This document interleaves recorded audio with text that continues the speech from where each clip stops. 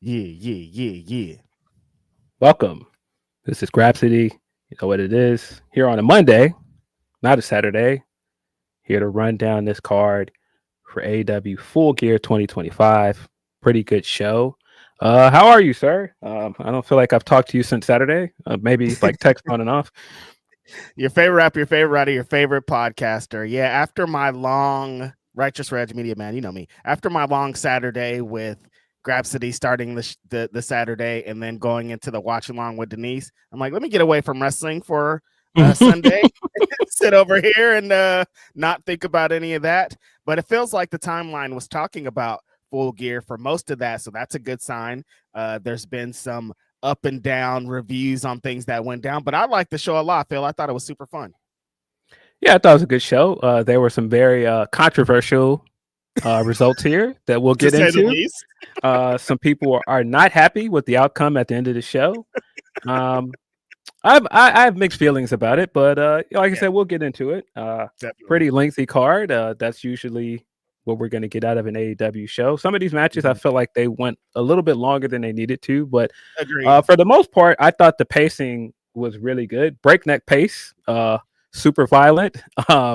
It didn't feel like there was any room to like step away from your TV to take a bathroom break or get your Uber Eats order off the porch. Nothing. You can't even fire up a frozen burrito. Like they're just like back to back to back, no angles, no nothing. I do like how people are talking about how bloody it was. The bloody elements were so different, though, which I think is what we're going to get into. Is an interesting thing that AEW's kind of figured out. Super fun stuff going on here. Yes. We did have the tailgate brawl to start the night. If you guys are not aware, as I chuckled in our group chat about, all of the matches are now on Tailgate Brawl. The pre-show that they air on YouTube is just a pre-show. It's just the stuff with the panel, like Renee and RJ and Jeff Jarrett, but the actual matches are on TNT.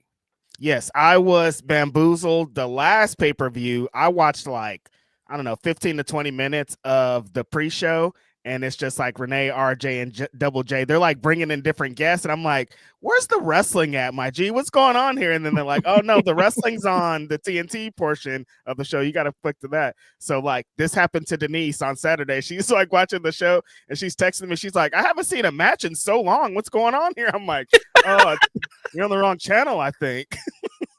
Channel? I thought you had to just fire up YouTube. You got the wrong bit, my homie. Yeah, but we did start. We had 4 matches on the Tailgate Brawl. Bang Bang Gang took on the team of Max Caster and Anthony Bowens. Also Big Bill, Brian Keith, and the Outrunners in a big money match. $200,000 were on the line. Bang Bang Gang picked up the win. I wasn't really shocked. I think we both picked Austin Gunn and Juice Robinson to win. Yeah. But yeah, I did enjoy this for what it was. Pretty quick and to the point. After that promo, like we were talking about, getting Juice back in that capacity, it's like, okay, you're going to need to start stacking up some wins for these guys and get them into a good position. The tag team division, as we saw on this show, is kind of changing, and we need to start slotting some people in here.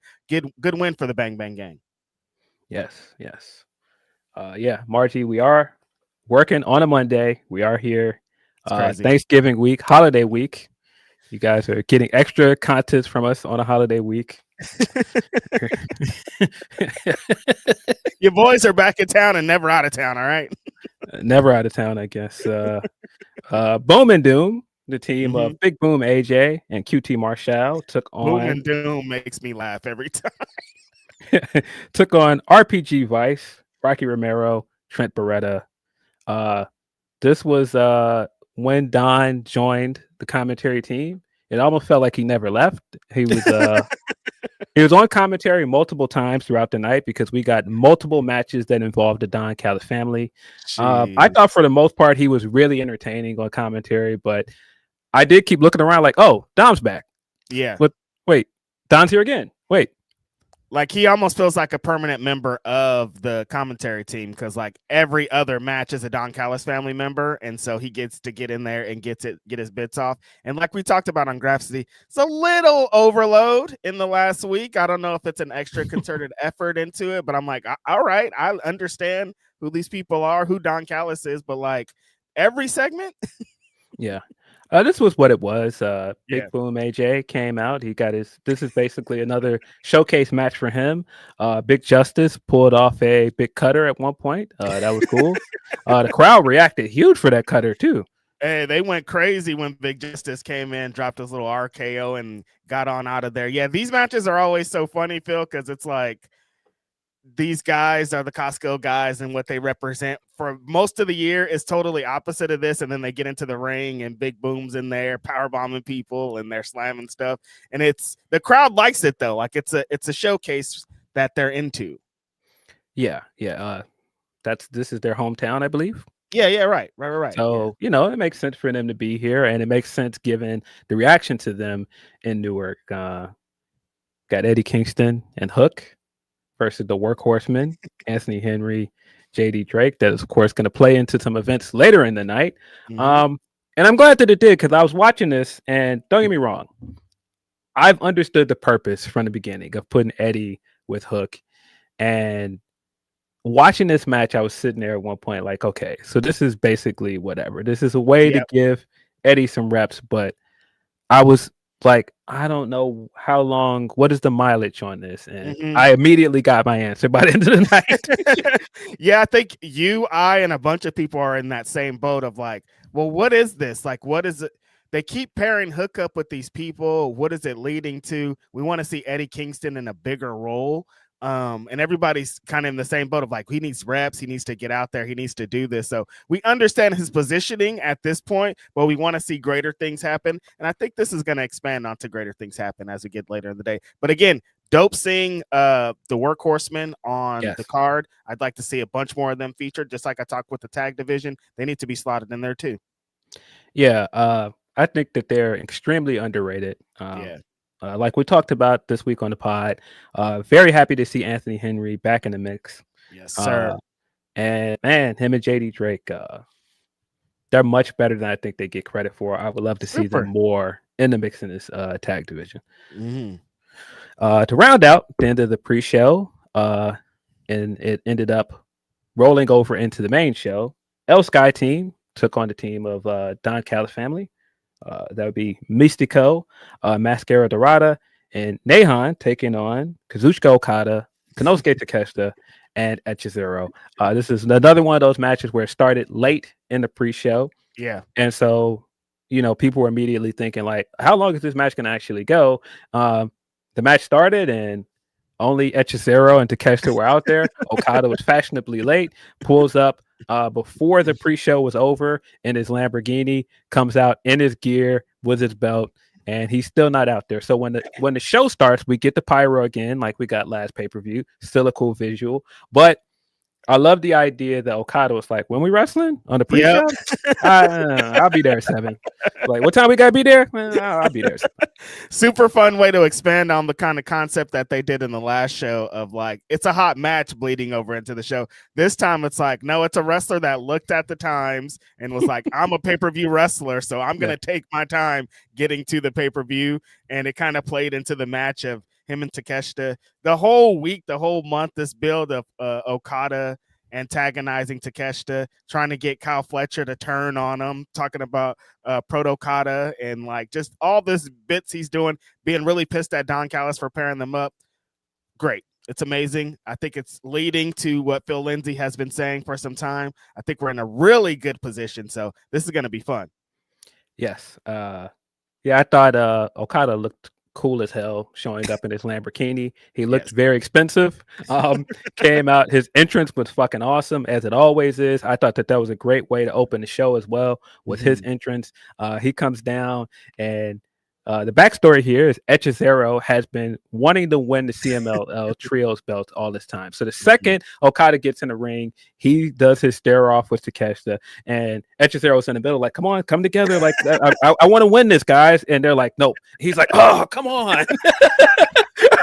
That dad reaction killed me. He's in the background like, oh, my boys, I can't get them together. Like, he's really trying to get these two guys in this heated feud together. These guys all work, well, Hechicero, of course, because he is in Mexico and he gets down with them. But Okada and Takeshita work so well with the luchadors on the other side. Okada's taken so many excursions over to Mexico before he got to AEW that he's one of the lucha guys out here. So this is a super fun way, again, to roll over from the pre-show to start the show.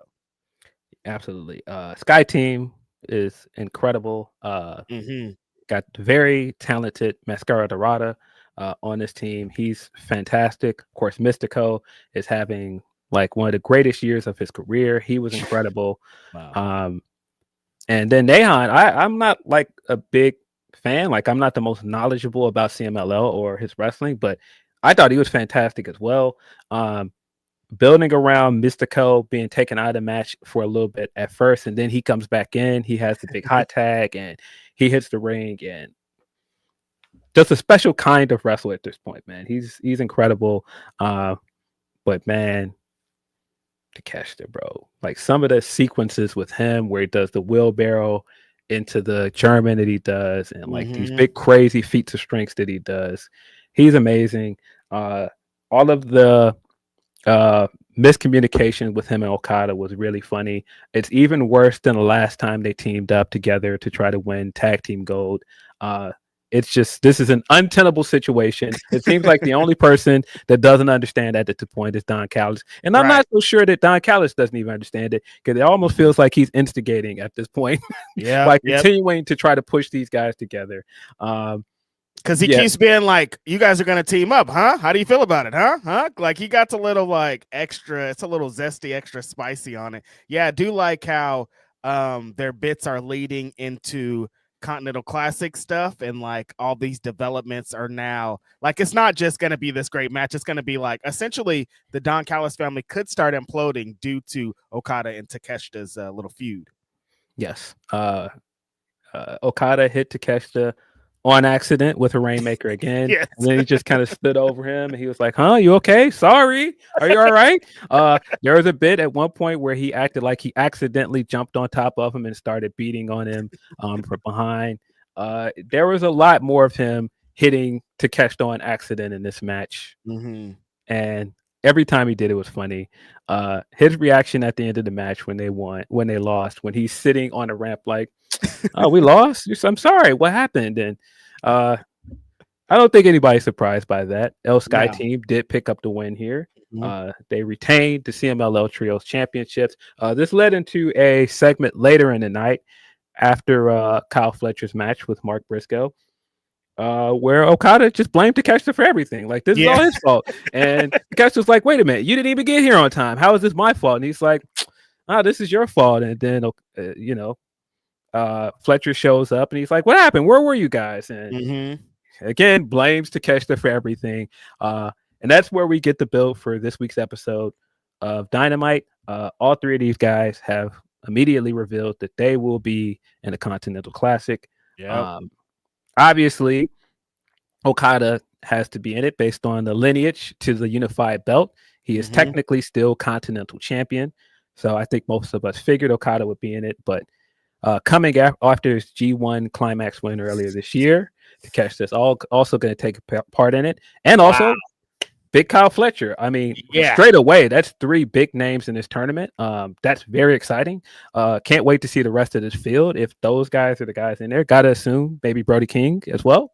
I mean, three ballers out the gate, Phil. Like, three people that I want to see feature. I want to see their matches against whoever else is going to be in the field. Like, Takeshita being in there on the run that he's on, I'm almost like, can you beat him? Like, I feel like he should just get in there and just run through this tournament. Like, this tournament is kind of his to win with what the year has kind of led him to. But Okada's so pissed, and he is the greatest tournament wrestler of all time. Like, he's not going to let this go. And then Kyle Fletcher has this chip on his shoulder and all these things, and he wants to be better than both these guys. Like, a lot of great stories being told just with those three guys announced. I have to assume that the C2 finals will take place at World's End. I think there's a very good chance that the finals of the C2 will be Konosuke Takeshita versus Kazuchika Okada. Mm-hmm. Feeling pretty good about that. Of course, could go either way, but feeling pretty good about that. Days again, like I said, days before the dome, like that's gonna be an important thing. I'm tired of y'all. I'm mad that Chicago is getting this show and I'm not gonna be there.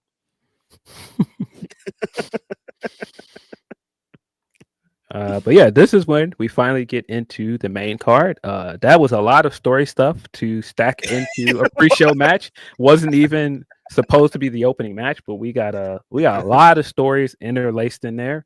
But the show officially started with Pac versus Darby Allin. Very good match. The Darby Allin match still is a very unique match. Yes, that only AEW can give you. I feel like Darby is one of those wrestlers that there's a reason why AEW always highlights him, because there's nobody else in the company that wrestles the way he does. His style of big match is like totally different than anybody else's in the company. Yeah, and like what we're gonna get later in the show with kind of a lot of plunder and a lot of blood, he could do it without any of that, just because his body is a weapon and he's gonna be throwing it and he's gonna be getting thrown. And that's exactly what this match was. It started off a little bit slow. They're trying to, Darby's like, I'm gonna show you that I can wrestle you, dog. Like, it's not just about stunts and craziness. There's a lot of kind of chain wrestling to start it off. I think that kind of frustrated Pac out here, because he's like, I'm just in here to beat you up, fool. I got a purpose. I got a thing to show my crew, and I'm not going to be in here messing around. So after they got through that grappling stuff, and when he press slammed him off the apron onto the ground, that's when they kind of got kicked off. Yeah, I love the story here that Pac is basically like, yeah, whatever, man. I lit you on fire. I've beat you up every time I've gotten you the chance. Like, I cost you a match to Mox, and I'm better than you. I'm a better wrestler than you. And when I get a chance, I'm going to show you. I'm just going to out wrestle you. He came out in fantastic shape. Like, brother, this guy just lives in the gym.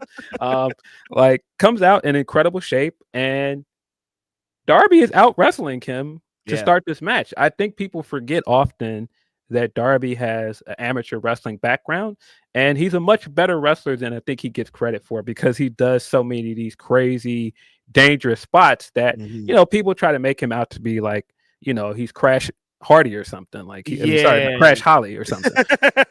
He's a stunt wrestler. He only cares about spots. But no, when it gets down to it, like I said, it doesn't have to have any weapons. It doesn't have to have any plunder. Like, he can wrestle. He can do the things just with his body, and how he does his arm drags, and how he uses his comes off the ropes, and different things of that nature. It's just a different way of doing it, but just as good as anybody. Yeah. I thought that was a great wrinkle to add here, to highlight, what Darby does do well alongside everything else he does. Like, he can get down on a mat with you and actually trade holds, but then just the way he like throws himself into the match, the way he dodges and like hurls himself across the ring to get away sometimes, the way he throws his body into you as a weapon when he does his big dive or some of his other big offensive moves. That missile drop kick that he did, where I was just like, I think you hurt yourself more than him. Yes. Like, coming off the top rope to the ground is like, some of these spots are like, just they hurt. They look like they hurt. I do like Pac. I mean, we talked about it multiple times. Pac being back as a singles wrestler in spots like this. Darby Allin's a great opponent for them. They've had great matches throughout their career, but you can really see the difference in Pac and everybody else in a match like this. Yes. I love that once Darby started getting the upper hand on him and out wrestling him, Pac was like, okay, I'm just going to throw you out of the ring. Like, he just press slams him out of the ring. The way he landed on the ground after that press slam, I was like, oh my God. And then also that when he comes flying out of the ring, when he tries to dive into the corner and he overshoots it, goes past the turnbuckle and just flies out of the ring. I was like, oh my God, dude. He ricocheted. Craziness. Then Pac starts taking advantage of the burns, of course, from the blood and guts match. We're only 2 weeks removed from that match, less than 2 weeks, really. And so he starts ripping the bandages off of him. I don't think it's politically correct to say Indian burn, but that's essentially what he was doing. Native American burn. I don't know. But he's rubbing on the burns, and he's like targeting the burns. And I thought that was very smart from Pac. Like, yeah, well, I said I would out wrestle you, but I guess this is part of it. I guess I'm gonna have to get into these burns because I did light your bum ass on fire. That's heel tactics, though. It's playing into what the Death Riders are kind of continue to be into. Is like, I'm gonna talk and say one thing, but it's gonna be a different way if you throw me off my game in this match. Yes. Yeah. We got to the ending stretch. Darby locked in the Scorpion Deathlock, looked like he was going to pick up the win, and Pac picks up his hand, looks like he's getting ready to tap, starts waving his hand around. Wheeler Yuta runs down, distracts Darby, rolls the bat into the ring. Pac uses the bat. Pac beat Darby Allin, guys. That was my prediction. I thought that Pac was going to win clean here. But watching how this played out, I think it made even more sense for him to just cheat and win. I think it did a lot for Pac, and I think it continued to showcase what makes Darby special. Because I think if Pac just came out wrestled him, it still would lead into this narrative that, oh, well, Darby's cool, but Darby's just like he's just a crash dummy. He comes out there and he lands these big crazy high spots, but once the bell rings with an actual wrestler of a different caliber, he can't hang. And I think this showed again why, Darby is a guy that could be a potential main eventer. Definitely. And I like the story that Pac tricked him into being like, no weapons, no nothing. It's going to be a regular match. And then he used a weapon, and that's going to set Darby off to like, oh, that's how you want to do it. Like, if we're you can't start Darby because he goes from 0 to 100, and he's going to go from 0 to 100 with this. Yes. There were a lot of things that Pac did here where I just kept thinking, man, I miss this guy. He's so good. When he got up there for the Black Arrow, I'm like, man, it's been a minute since we've seen a Black Arrow. His big gnarly submission hold that he does that looks like death every time he did it. I mean, he's tapped Kenny Omega out with the brutalizer. So once he locked that in, I was like, all right, this might be it. Because I still was of the opinion that I thought Pac was going to win clean here, but again, I like the finish. I know some people will be like, "Oh, we're still doing the Death Rider heel tactics." Well, I like you just here. It's like, no, it works.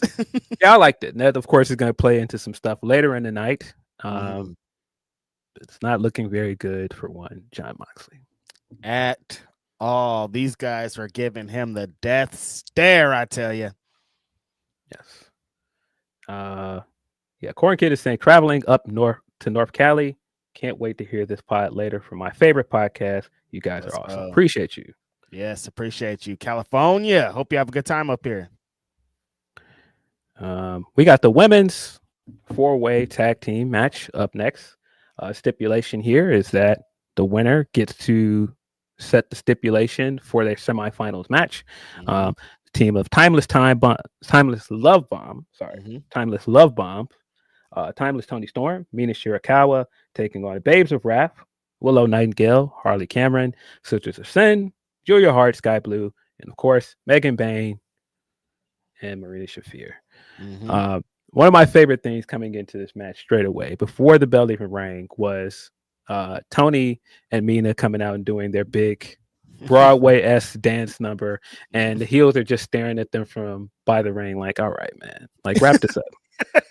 It was very wrap this up, but I was like, we got to sit through another one of these. How many more are we going to have to sit through of these? I don't like this. Like, I feel like Marina and Megan were like, we got to end these people right now in this match so we never have to see this entrance again. Yeah. Marina in particular was just like, okay, man, get down here. Y'all are still at the top of the ramp doing bits. Come on. Yeah.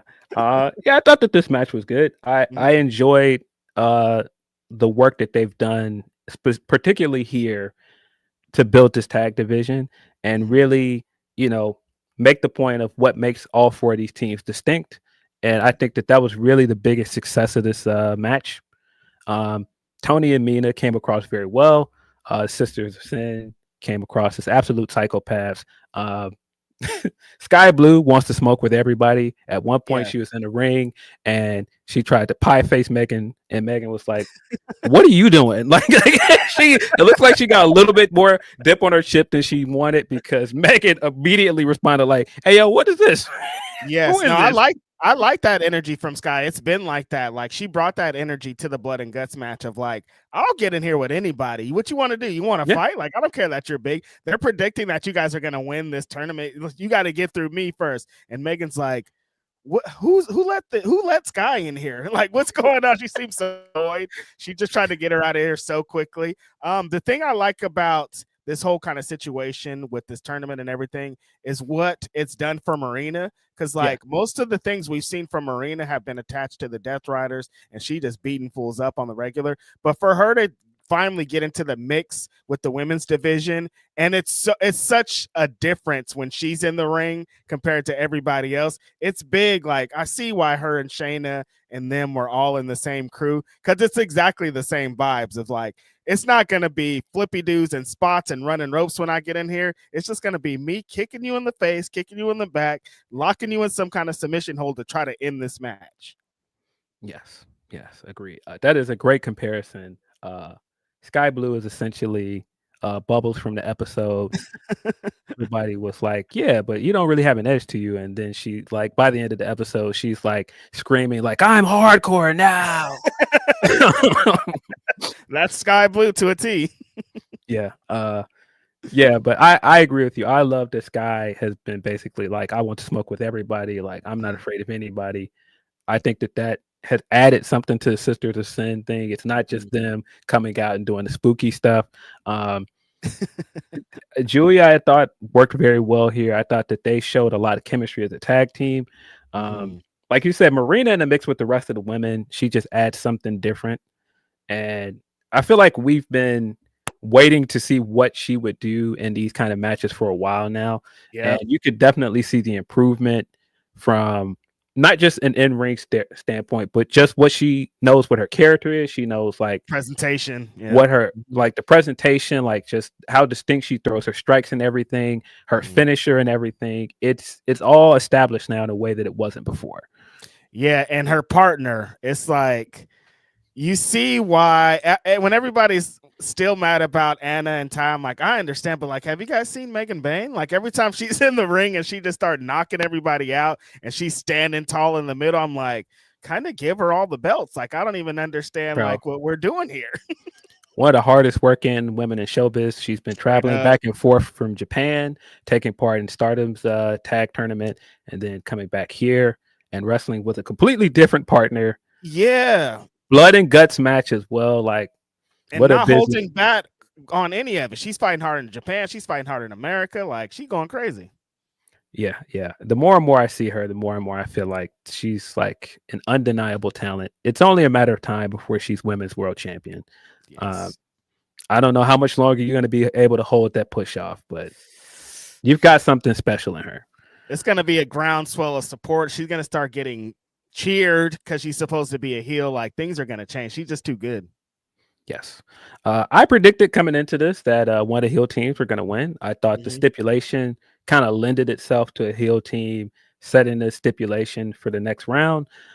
But Tony and Mina picked up the win. They kind of mirrored the ending of the blood and guts match here, where Meg threw Mina into the mother's milk. I thought the way that they did that transition into that was really cool. And it looked like the same thing was going to happen. Megan is trying to hold Tony in the corner while it looks like Mina is going to tap out.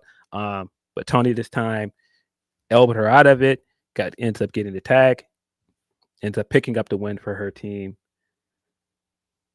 I suppose that makes sense because I still at this point feel like this is now Tony and Mina's tournament to win. Yeah. I feel like they're kind of telegraphing it hard though.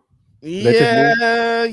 Because I was like, well, maybe this means that they're not winning the tournament. But then immediately I was like, no, I think this means they're winning the tournament more because they're giving them a stipulation to go against Megan and Marina because they need it essentially, and that's like that's gonna be the way that they beat them. You know what I mean? I don't know if we're just reading too much into it, but that's kind of what it felt like to me. They have the most storied reason to win a tournament now. Yes. Yeah. So I mean, being beat in blood and guts at the end, like they just told that story that like these are the people. Yes, definitely. I feel like the finals are going to probably be Tony and Mina versus Sisters of Sin, which I'm fine with. Because I still think that Willow and Stat is probably the team where Willow eventually wins the tag titles. I think we've got plenty of potential of Harley eventually winning tag titles with someone else, or I feel like we're not done with either of the two of them in this division. Agreed. And I think you've got so much potential in a chase for Sisters of Sin as well. So I'm not mad at that. I'm still not sure, man. I know that the internet is probably going to tell us there's Tony fatigue, but even throughout this match, the reaction to Tony when she came out during a match where she was on the apron waiting for a tag, and you kept hearing the "We Want Tony" chants. I'm like, nah, Tony is still Tony. Yeah, that's what she's a big star. She's separated from everybody else. When her music hits, like, people are hyped. When she's in there doing her spots, people are hyped. It's a difference. I'm like, again, if you need to add prestige to these championships to kick it off, Tony Storm is the way to do it. So I understand why it's going this way. Yes. Super chat here from Lefty Brigante. He says, I got Sisters of Sin for the win. I can see that. I think if you want to go with an established team, I think it makes sense to go with them. I just don't know. Like I said, it really feels like the story of this tag team tournament now is Tony and Mina getting their revenge from Blood and Guts. And they keep trying to tell the story of Megan and Marina are unbeatable, and it's gonna take so much for you guys to stop them, and you're gonna need something. And they got their finisher, and if they lock that in, that's the end of the match. So yeah, I mean, I see it, and like they've been telling the story with Tony and Mina for a while now. Everything that Mina's been attached to in AEW has had Tony Storm with it, so this makes sense. Yeah, and I mean, when you think of like all of the character development at this point, we went from a point at Forbidden Door when Tony was still with Mariah, and she didn't understand the dancing thing. Like, she was at one point behind Mariah and Mina when they were dancing. Like, I don't have any rhythm. I can't really keep up with you guys. But sure, now she's fully in on the dance number. They're fully into this together. She came into this tournament very much depressed about losing the tag title. I mean, losing the world title. And now she's fully driven to win this tournament. She's in there. Yeah, no, she's locked in. I think that's going to really help with those belts. Like, it needs some kind of hot start, and continuing after, like you said, the people that are going to be on the chase for them is going to help out too.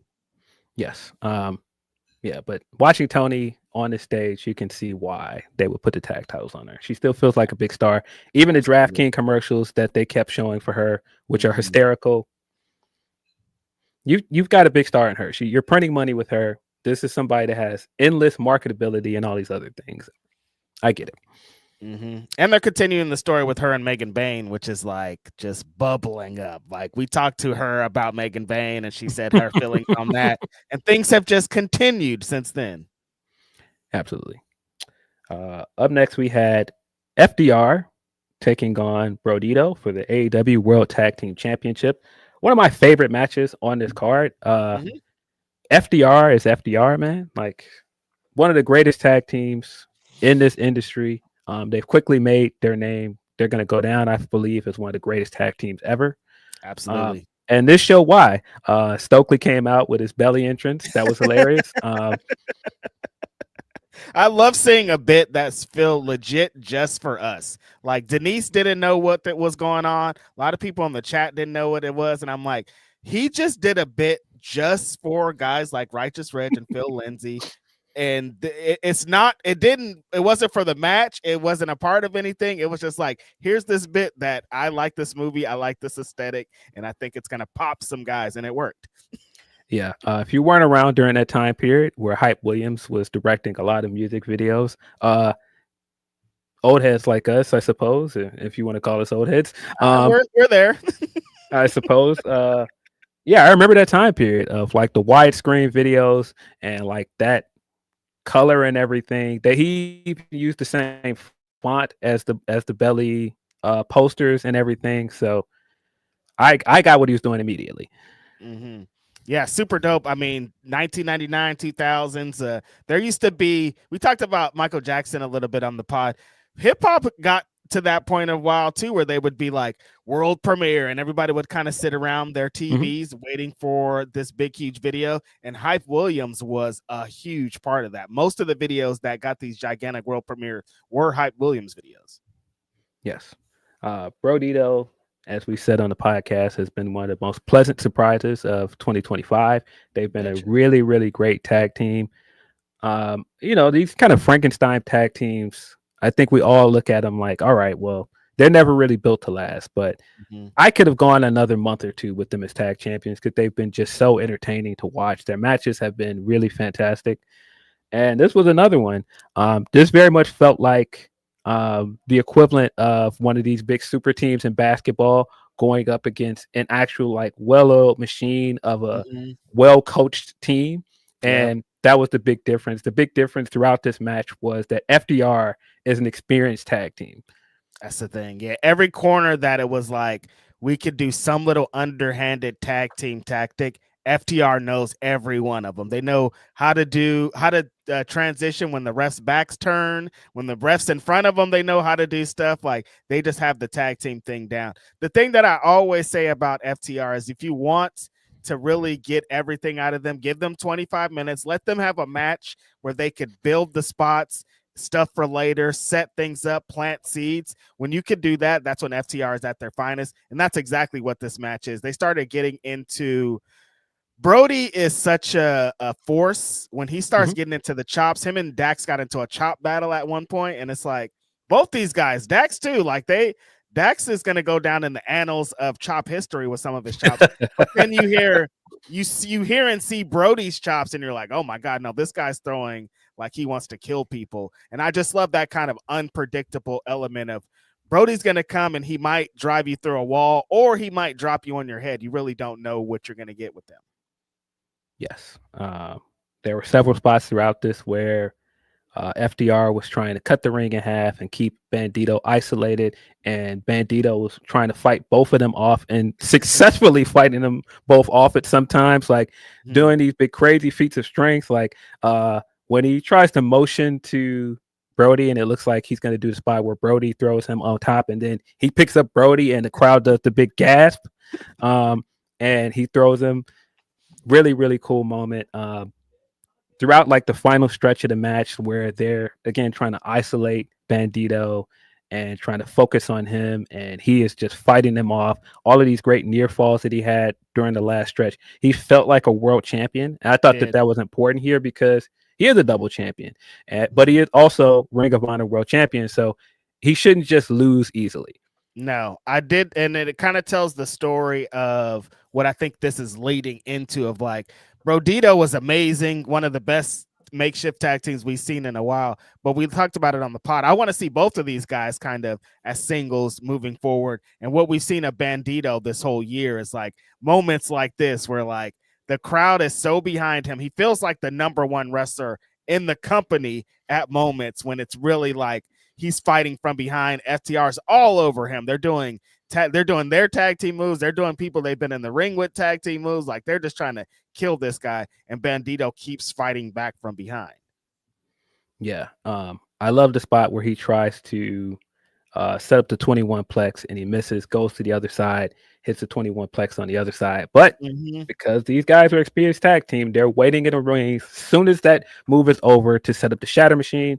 That was cool. The big doomsday spot they did, that was cool. The big spike pile driver on the apron. Again, the tandem offense from FDR throughout this match where every time they got a chance to isolate one of these guys and do a hell of a lot of damage to them, they took advantage of it every time. And that was really the thing that gave them the edge.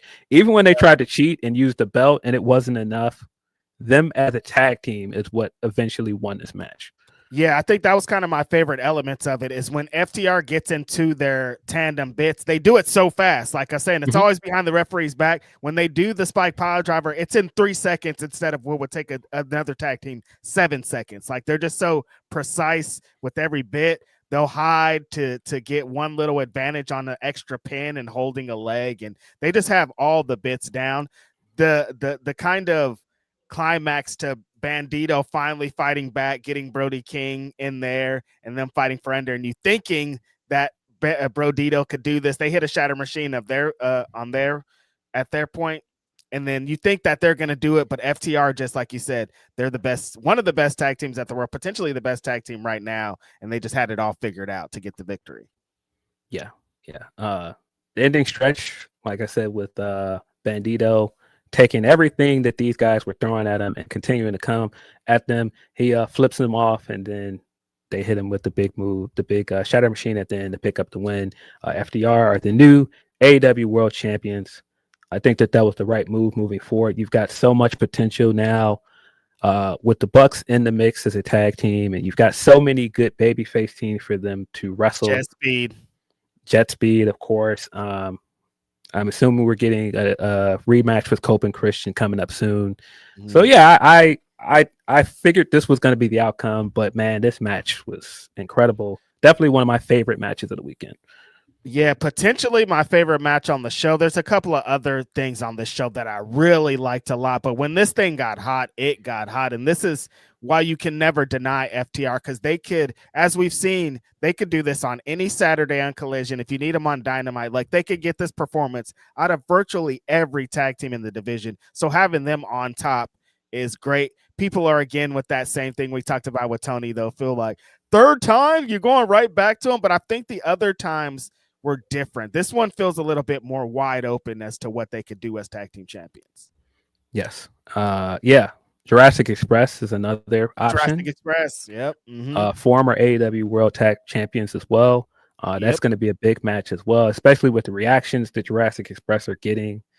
But yeah, man, I think if people are upset that FDR tag champions again, like I think people have to get over that. I know that some of the perception of them or narrative about them online is negative most of the time, but you just cannot deny just how talented this team is. Like they've had so many big matches everywhere they go. Like they're just undeniable as a tag team. I don't think there's anything wrong with giving them a third reign. When you have a team this good, why aren't you giving them multiple reigns? That's all I'm saying. I'm like, what they could do for new tag teams, old tag teams, just what they represent, they could be the main event. Like you want guys like this helping the new tag teams along, helping this division, kind of steering the ship of the division. These guys are the best to do it besides the Bucks.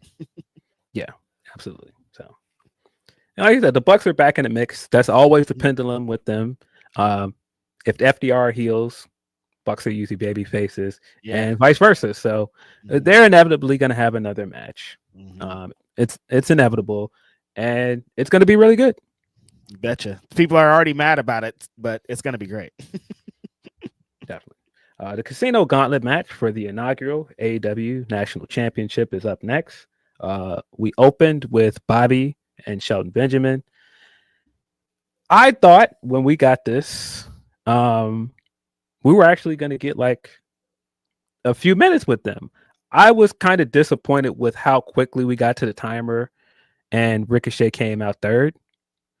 Because I was like, I would have liked if they actually spent more time with this matchup. That shit felt like 45 seconds, didn't it? They were like, all right, we're in here, and now Ricochet is coming. It's like, wait, hold on. We're not even getting to the build. A lot of the times kind of felt like that's what was a little bit frustrating with this match, Phil. They were trying to get over on commentary. They're like, it's at random. It could be anything, but it felt like sometimes they take a little bit of time, and then sometimes it'll take a lot of time, and the structure of it felt a little bit frustrating for me in points. Yes. Yeah, that was one of my few disappointments with the match, is that we didn't get more with Bobby and Shelton, because that was one of the things that I was immediately excited about once I saw this announced, especially following Dynamite, once we saw that they were going to be the first two guys in the gauntlet. Kind of was a little switcheroo, and AEW doesn't usually do that. They kind of got them and took them out of the match before they got into that. But I understand. These guys are a real team. You don't want to tease. You don't want to do anything to compromise that. Yeah. I mean, they were great throughout the rest of the match. I mean, it never gets old watching these two guys throw people around. They're just so good at it. Yeah, just two really fun wrestlers to watch. So, I enjoyed them in the gauntlet overall. I just wish we got more of them at the beginning of the match. we have now reached the point with Ricochet where he went from a guy where we all were worried when he would get in the middle of the ring with a microphone in his hand, or when you gave him segments or interviews and he was going to get a talk. And he's now basically doing the CM Punk Royal Rumble bit in this match of coming in with a microphone and he'll just never shut up. And it worked. That's so funny that you mentioned that, Phil, because it was like that. I remember when he got signed to WWE, everybody's like, he's gonna have to talk though. What do you mean? And then like a lot of those WWE segments didn't make it better because they didn't put him in the best situations. They didn't really let his own personality shine. They kind of let what they think the Ricochet personality was going to be come out. And so now we've been getting for a year plus now of his real personality and real how he talks. And it's been such a refreshing thing added onto it. Like, you wanted him to win this match, even though you were mad at him just because of how much shit he was talking and how much he was coming. He was over everybody, you know? Yes. He started coming down and he's like, we don't want any of this wrestling crap. We want to see Bobby and Sheldon beating each other up. We want violence. And I thought that was good for two reasons. One, that just shows that as a heel, he knows the audience that the AEW fandom is here for straightforward matches. They don't want any of the sports entertainment stuff, and they want violence. That also played into much of this pay-per-view where it was just like, what are you guys doing? You guys are wrestling on a show where everybody else is like bloodying each other and there's like violence. You guys are just going to go in there and do some holds. What is this? Like, we're going to see some craziness. Like, let's get to it. Why are you guys in here with this grappling? Why are you guys in here with this chain wrestling? It should be what it is. I do like Ricochet, like, not just in this match. We've seen him almost every time for the last 3, 4, 5 weeks of every time he's not in a match. Anytime he's on TV, he's talking. Whether it's on the mic or backstage or something, you're going to be like annoyed by this guy's little voice. Yes. And I also like that played into his plan coming into the match. He's distracting them by talking so that the Gates of Agony can come in and beat down the Hurt Syndicate guys. And then he comes down, beats up MVP with the microphone. When he looks at the camera, he's like, you see this, AJ? That's 5 booms. Boom, boom. Ricochet is hella funny, man. It really worked out for him. I didn't love the taking out bit. Like, I thought that the structure of the match, I guess I'm just used to a different kind of casino gauntlet where it's just straight up the guys wrestle, then another guy comes down, they just kind of continue wrestling. This one had like stop and start points of them telling some story elements, and I don't know if I loved it as much as anybody else did. I think the main reason that I was fine with it is I thought that we got across several characters throughout this thing. I think that this was one of the most well-structured casino gauntlet matches in the sense that it got across like who some of these distinct characters are, what makes them interesting, what makes them unique, what makes some of these wrestlers unique in terms of what they bring to the table. Like, bro, Kevin Knight coming down there and doing that huge dive from the free throw line where he came out of nowhere. The stuff with him and Speedball, the face off with him and Speedball was really what I thought we were going to get out of Bobby and Shelton, where it's like a showcase of these two guys on the same team. Right. And that was great. Like their stare down and their back and forth was really cool. Yeah, the energy that Jet Speed brings to this match is why they are who they are. They've been having some matches in Mexico and CMLL, and they've really been shining through on that, and they kind of brought that energy to this. Yeah, Kevin Knight just coming out the gate, just flying in there, showing what he does and getting his little moments to shine. You see why he's moving how he does. Mike Bailey coming with his kicks, coming with the big moonsault off the top and bringing that kind of unpredictable, quick energy. It's like, see, this is why Jet Speed is this, and this is why I want to see them mix it up with FTR some more because they've been doing some good business with them. Yes. The other Mikey V is echoing my opinion. That duel with Kevin Knight, Speedball. Yeah, one of the highlights of the match, in my opinion. Yep. Yeah, I would like to see a lot more of that. Yes. A lot of Death Riders in this. We got multiple Death Rider entrances here. The big shock for me, and I thought that it paid off very well, was the payoff of Daniel Garcia and Daddy Magic, because we got the interaction with them on Collision where Daddy Magic is talking trash to him on commentary, like, look at you, you're still losing, man. You're still losing. You want to do something? And they have that brawl at the commentary desk, and that led to Daddy Magic entering the gauntlet, and Daniel Garcia does the heel. Looks like they see the ghost bit, and I thought that was great. I also like that it's personal, but now between them, so they weren't even trying to win the match. Their brawl spelled out to the ring and then out into the crowd. Yeah, Daniel Garcia essentially trying to show his worth, and the Death Riders has been a really good bit for me too, of like, you're getting me, like, he's trying to do something and Daddy Magic keeps trying to take him back to the past, and Dan's like, dog, I'm trying to show these people that I'm worth it. I'm trying to be in here beating ass, and most importantly, I'm trying to win matches, because that's what we do, and you keep throwing me off their game. So it kind of just continuously being on site. They're outside of the ring. They don't care what's going on. Like, I think it's really interesting for both guys, because I think Daddy Magic has been great on commentary, but you see he can also be great if they give him some angles. But yeah, I thought that this, for the most part, did what it needed to do. Yeah. It really continued some storylines from the main shows. It really got across a lot of these wrestlers and showcased some wrestlers and what they're great at. But Ricochet winning was the right outcome. Ricochet was my prediction to win. I did chuckle at how similar this national championship belt does look to the NWA belt. Didn't even try to hide it. No. That was an choice. Like, at all, Phil. They're just like, this is the same thing, I think. Like, people were immediately pointing it out, and I was like, okay.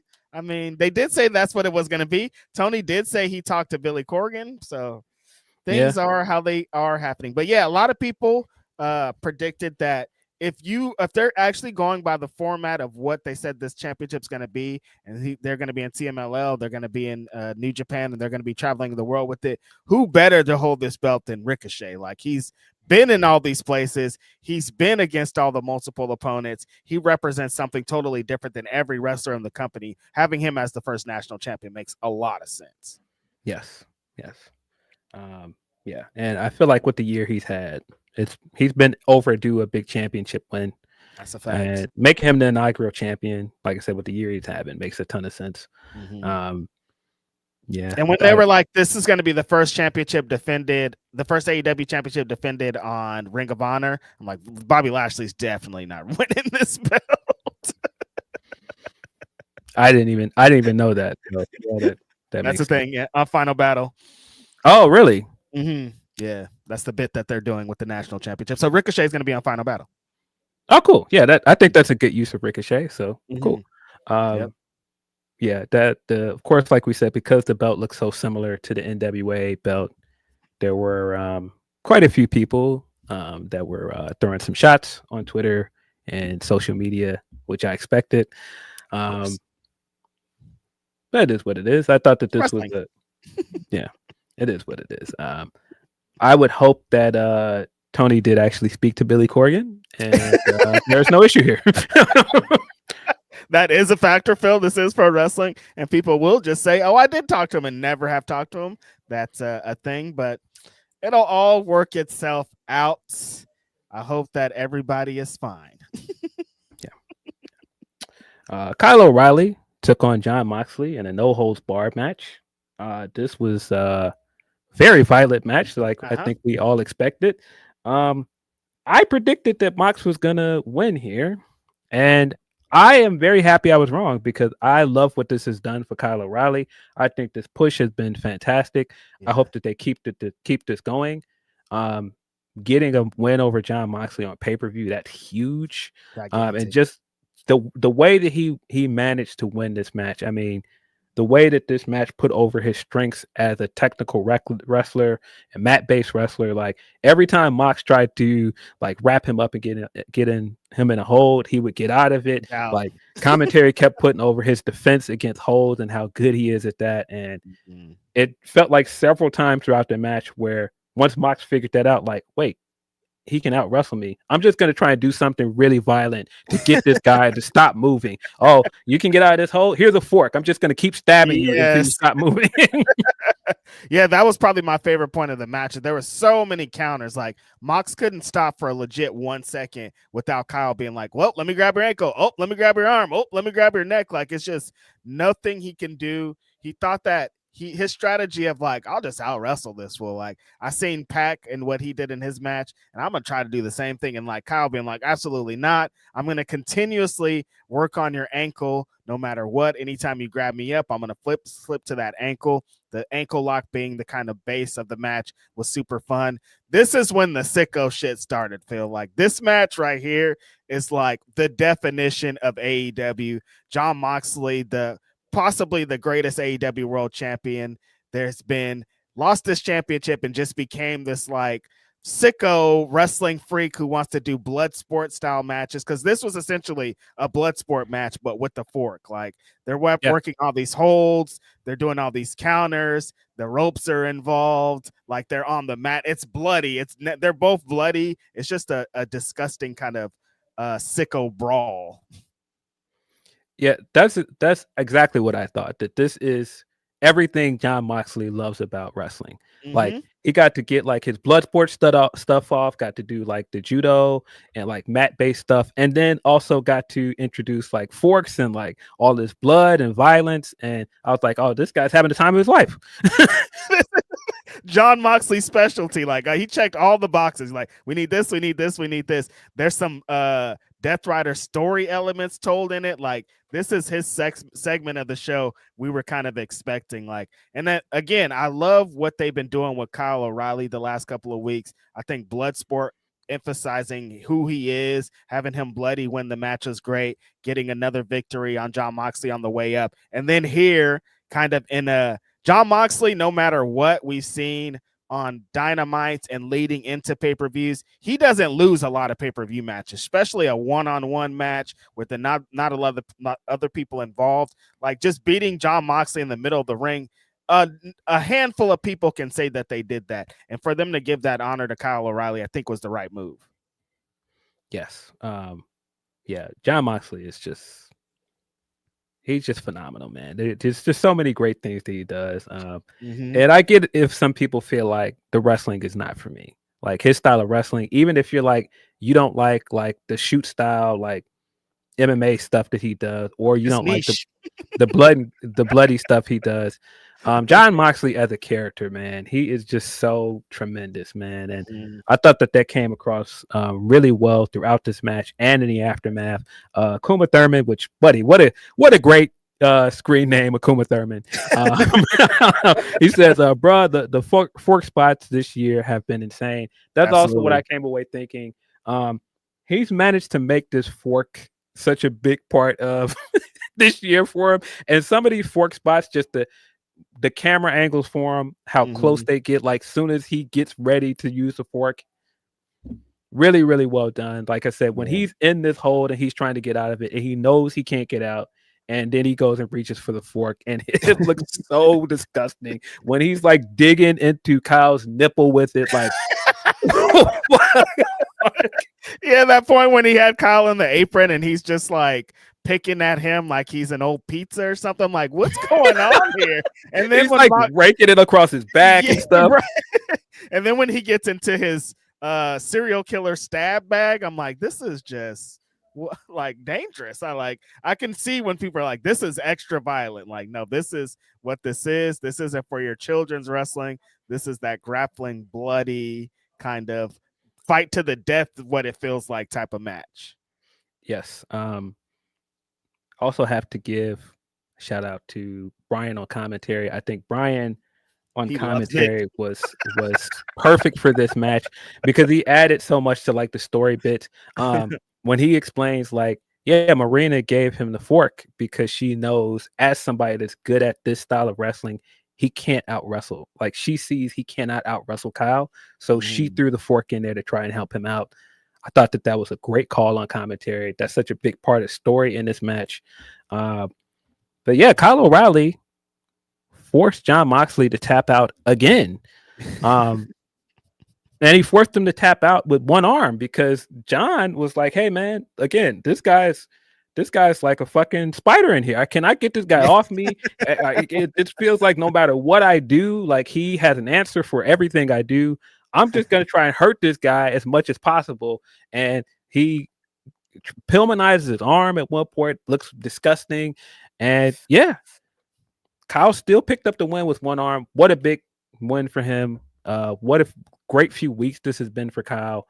And yeah, I love, man, that camera angle when Mox is losing and he's slowly getting up and he's got the blood trickling off his face. And you can see Marina in the background and she looks like she just found out Santa Claus is not real. Right. It's like, it's so good. Like her face, like you can tell it's not just like in this moment. It's like, you can read it several ways. It looks like maybe she's disappointed and I followed you all this time. I believed in you. But I also think more than anything, she knows what she's going to have to do. That's the thing. I think more than anything, she's like, damn, I didn't want to get to this point, but now that we're at this point, I'm going to have to be the one, I think. Like I've been standing beside him for most of this Death Rider's journey. I'm the one that walks out with him. I'm the one that gets him into this. And what I've been doing to get him ready for these matches hasn't been working anymore. Like she sees the writing on the wall. She sees exactly what it was, which led to, they did I think it was an online exclusive promo with the Death Riders, and Mox comes in the back and he's all bloody and he's all, who cares about wins and losses? And they're in the back like, we care about wins and losses. The side eye that Claudio has from the moment he steps back there and the way that they're looking at Moxley, I'm like, damn, Moxley, it's not looking good for you, brother. So many good things story-wise that they did with this. Mox rolls out of the ring and he's like, he initially gives the nod to Kyle, like, all right, kid, you got me. Mm-hmm. He's rolling out, and then he's looking around, and then the doctors are trying to help him, and he starts getting madder and madder, rolls back in the ring, starts attacking Kyle. All of the Death Riders are coming out, and none of them are helping him. I thought that was very glaring. None of them are looking like, yeah, let's beat this guy down, because they're looking like, you're the only one here that don't see it's over. And they're all looking at him like, okay. He gets out of the ring, proud of himself, flexing, goes to walk through the crowd, and they're all still looking at Mox doing all this. And Claudio takes a look at everybody else and he's like, let's go. And that was it. Once I saw everybody is like following his lead, that's over. They are definitely jumping this guy out the group. Because Daniel Garcia, I thought him and Claudio had a very telling look. And it was only for like 3 seconds. And I was like, damn, that's it, dude. We've seen it. Moxley is not long for this group, man. It's crazy. Yeah. And they're all Pac too. Pac has the same kind of energy of like, we're following this guy still, you guys. Are you sure? Yeah. Yeah. Yeah. It felt like we're going to help you as little as possible and see how this goes. And I think Marina knew it. She's sitting there like, all right, I threw you the fork. I gave you as much help as I could. And you still lost. Can't help you anymore. I can't save you. And yeah, like you said, that backstage segment was very, very good. He is just like ranting and raving, like, well, regular season is a regular season. Playoffs are going to start soon. And they're all looking at him like, bro. Playoffs? All of them look so sick of him. They're like, he's talking again after that. After we just saw him lose, he's still with this bit. It was very annoyed from all of them. And it's not very long for Jon Moxley in that group, like I was saying. The bag is coming. He doesn't see it. It's coming. They are definitely going to put that bag over his head. It's coming. Damn.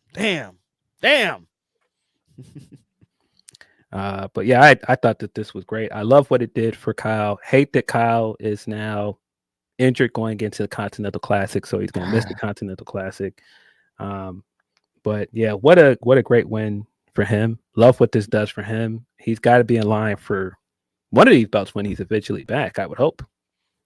There's a bunch of him to challenge for now. Him and Ricochet for that national titles is great. I love the story that you were telling on Grapsody of him. Well, I mean, Mark Briscoe did it like we're going to talk about here in this next match, but him being involved in the TNT title division, I think is great. Like Kyle O'Reilly definitely needs something coming out of this. Yeah, Got a super chat here from Lefty Brigante. He says, I think Tony told Corrigan, I'll give you Shockwave back for the national title. Hopefully. I guess we'll see what comes out of this. Because it's going to, if Ricochet's traveling around the world defending this, it's going to become a prominent championship, and then we'll really hear what's going on here. Yeah. But yeah, it's not looking very good for Jon Moxley at all. It just definitely feels like he's getting ready to get into this. I started this gangster shit. You mean to tell me that's the thanks I get? Because he is he is definitely about to get this retirement watch. Damn. And he's been doing so great the last couple of months. So it's going to be interesting to see how he moves as a babyface. Yes. We got one from Delay Graps. Very generous. $10 super chat. He says, been missing you guys most weekends. Just wanted to show the love for the Monday live chat. Full Gear is done. Now on to snore/bore/chore to watch games. There's some beef in there. Some people are not going to like that delayed grass. No, for real. Thank you for joining us on this random Monday and our maybe changing format of covering these pay-per-views before they're old news when we get to our regular show. Yes. Survivor Series is this weekend. We'll probably preview that Saturday. But yes. Mark Briscoe is going into his third match against Kyle Fletcher for the AEW TNT Championship. No disqualification match. If Mark loses, he'd have to join the Don Callis family. I was very much torn on where this was going to go because I would have liked to see more of Kyle as champion. And my gut feeling was kind of that Kyle was just going to retain. But I also didn't love the idea of putting Mark in 3 matches with Kyle just to lose. And so I was happy that that's not where we ended up going. I think the outcome here is really, really good, especially with some of the real life stuff around it. And they kind of hinted at that a little bit during Mark's entrance. He had like the stuff with Jay and the video that they aired beforehand. I thought that was a very nice touch. But this was a very, very good match.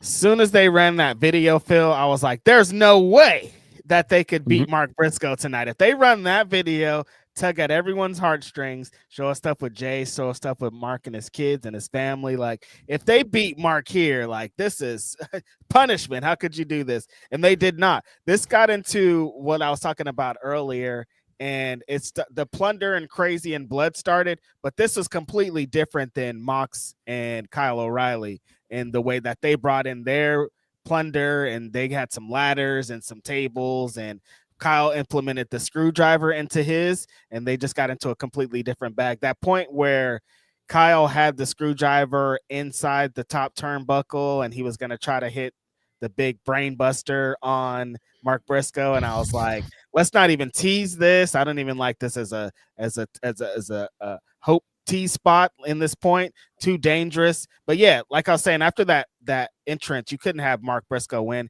and his energy was like that throughout the whole matches. He brought that, like, I know you guys what you guys just seen, and I'm gonna win this title for everybody that's been behind me coming up to this.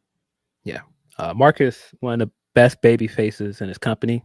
Absolutely. One of the most likable and positive figures in wrestling, period. So I think a lot of people just want to root for this guy to win, man. It just feels like, he's been due for a big win.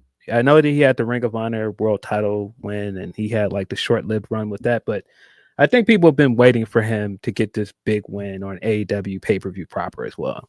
Yeah, we can't continuously see him in these big moments and going against this. And they're continuously telling, not just specifically this video, but they always tell this story of Mark and what he does as a family man and who he is and his dad and Jay and all this. So it's like, you've set us up with this feel good story, pay it off in the ring. And I think they finally paid it off in the ring. Yeah. I think him and Kyle have great chemistry. They do. They've wrestled 6 times total, I think, across Ring of Honor. Of course, they had the Continental Classic matches as well. And now the 3 matches for the TNT title. They have a lot of chemistry in ring at this point. I think that they play off each other well. Kyle is this wrestler that comes in there and basically just wants to hurt you against a guy that will take as much punishment as you can dish out and keep coming. I think that's a great matchup. At several points throughout this match, I was like, oh, Fletcher is just trying to kill this guy.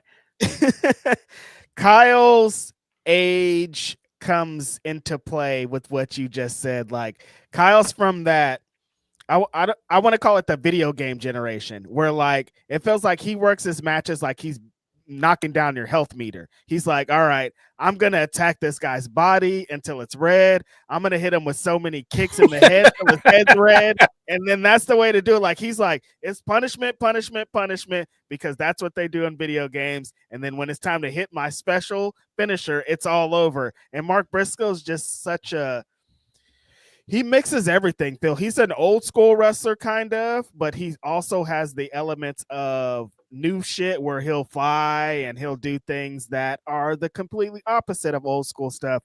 But then he just has the heart, add in blood, add in some plunder, add in having to rally from behind and get the crowd behind you. There's not a lot better than Mark Briscoe. Yeah. I love that Kyle's bloodlust is again the thing that hurt him, because he had the chance to just win this match and just put this guy away a few times, but he went that extra level further to try to hurt him, and that's what ended up costing him this match.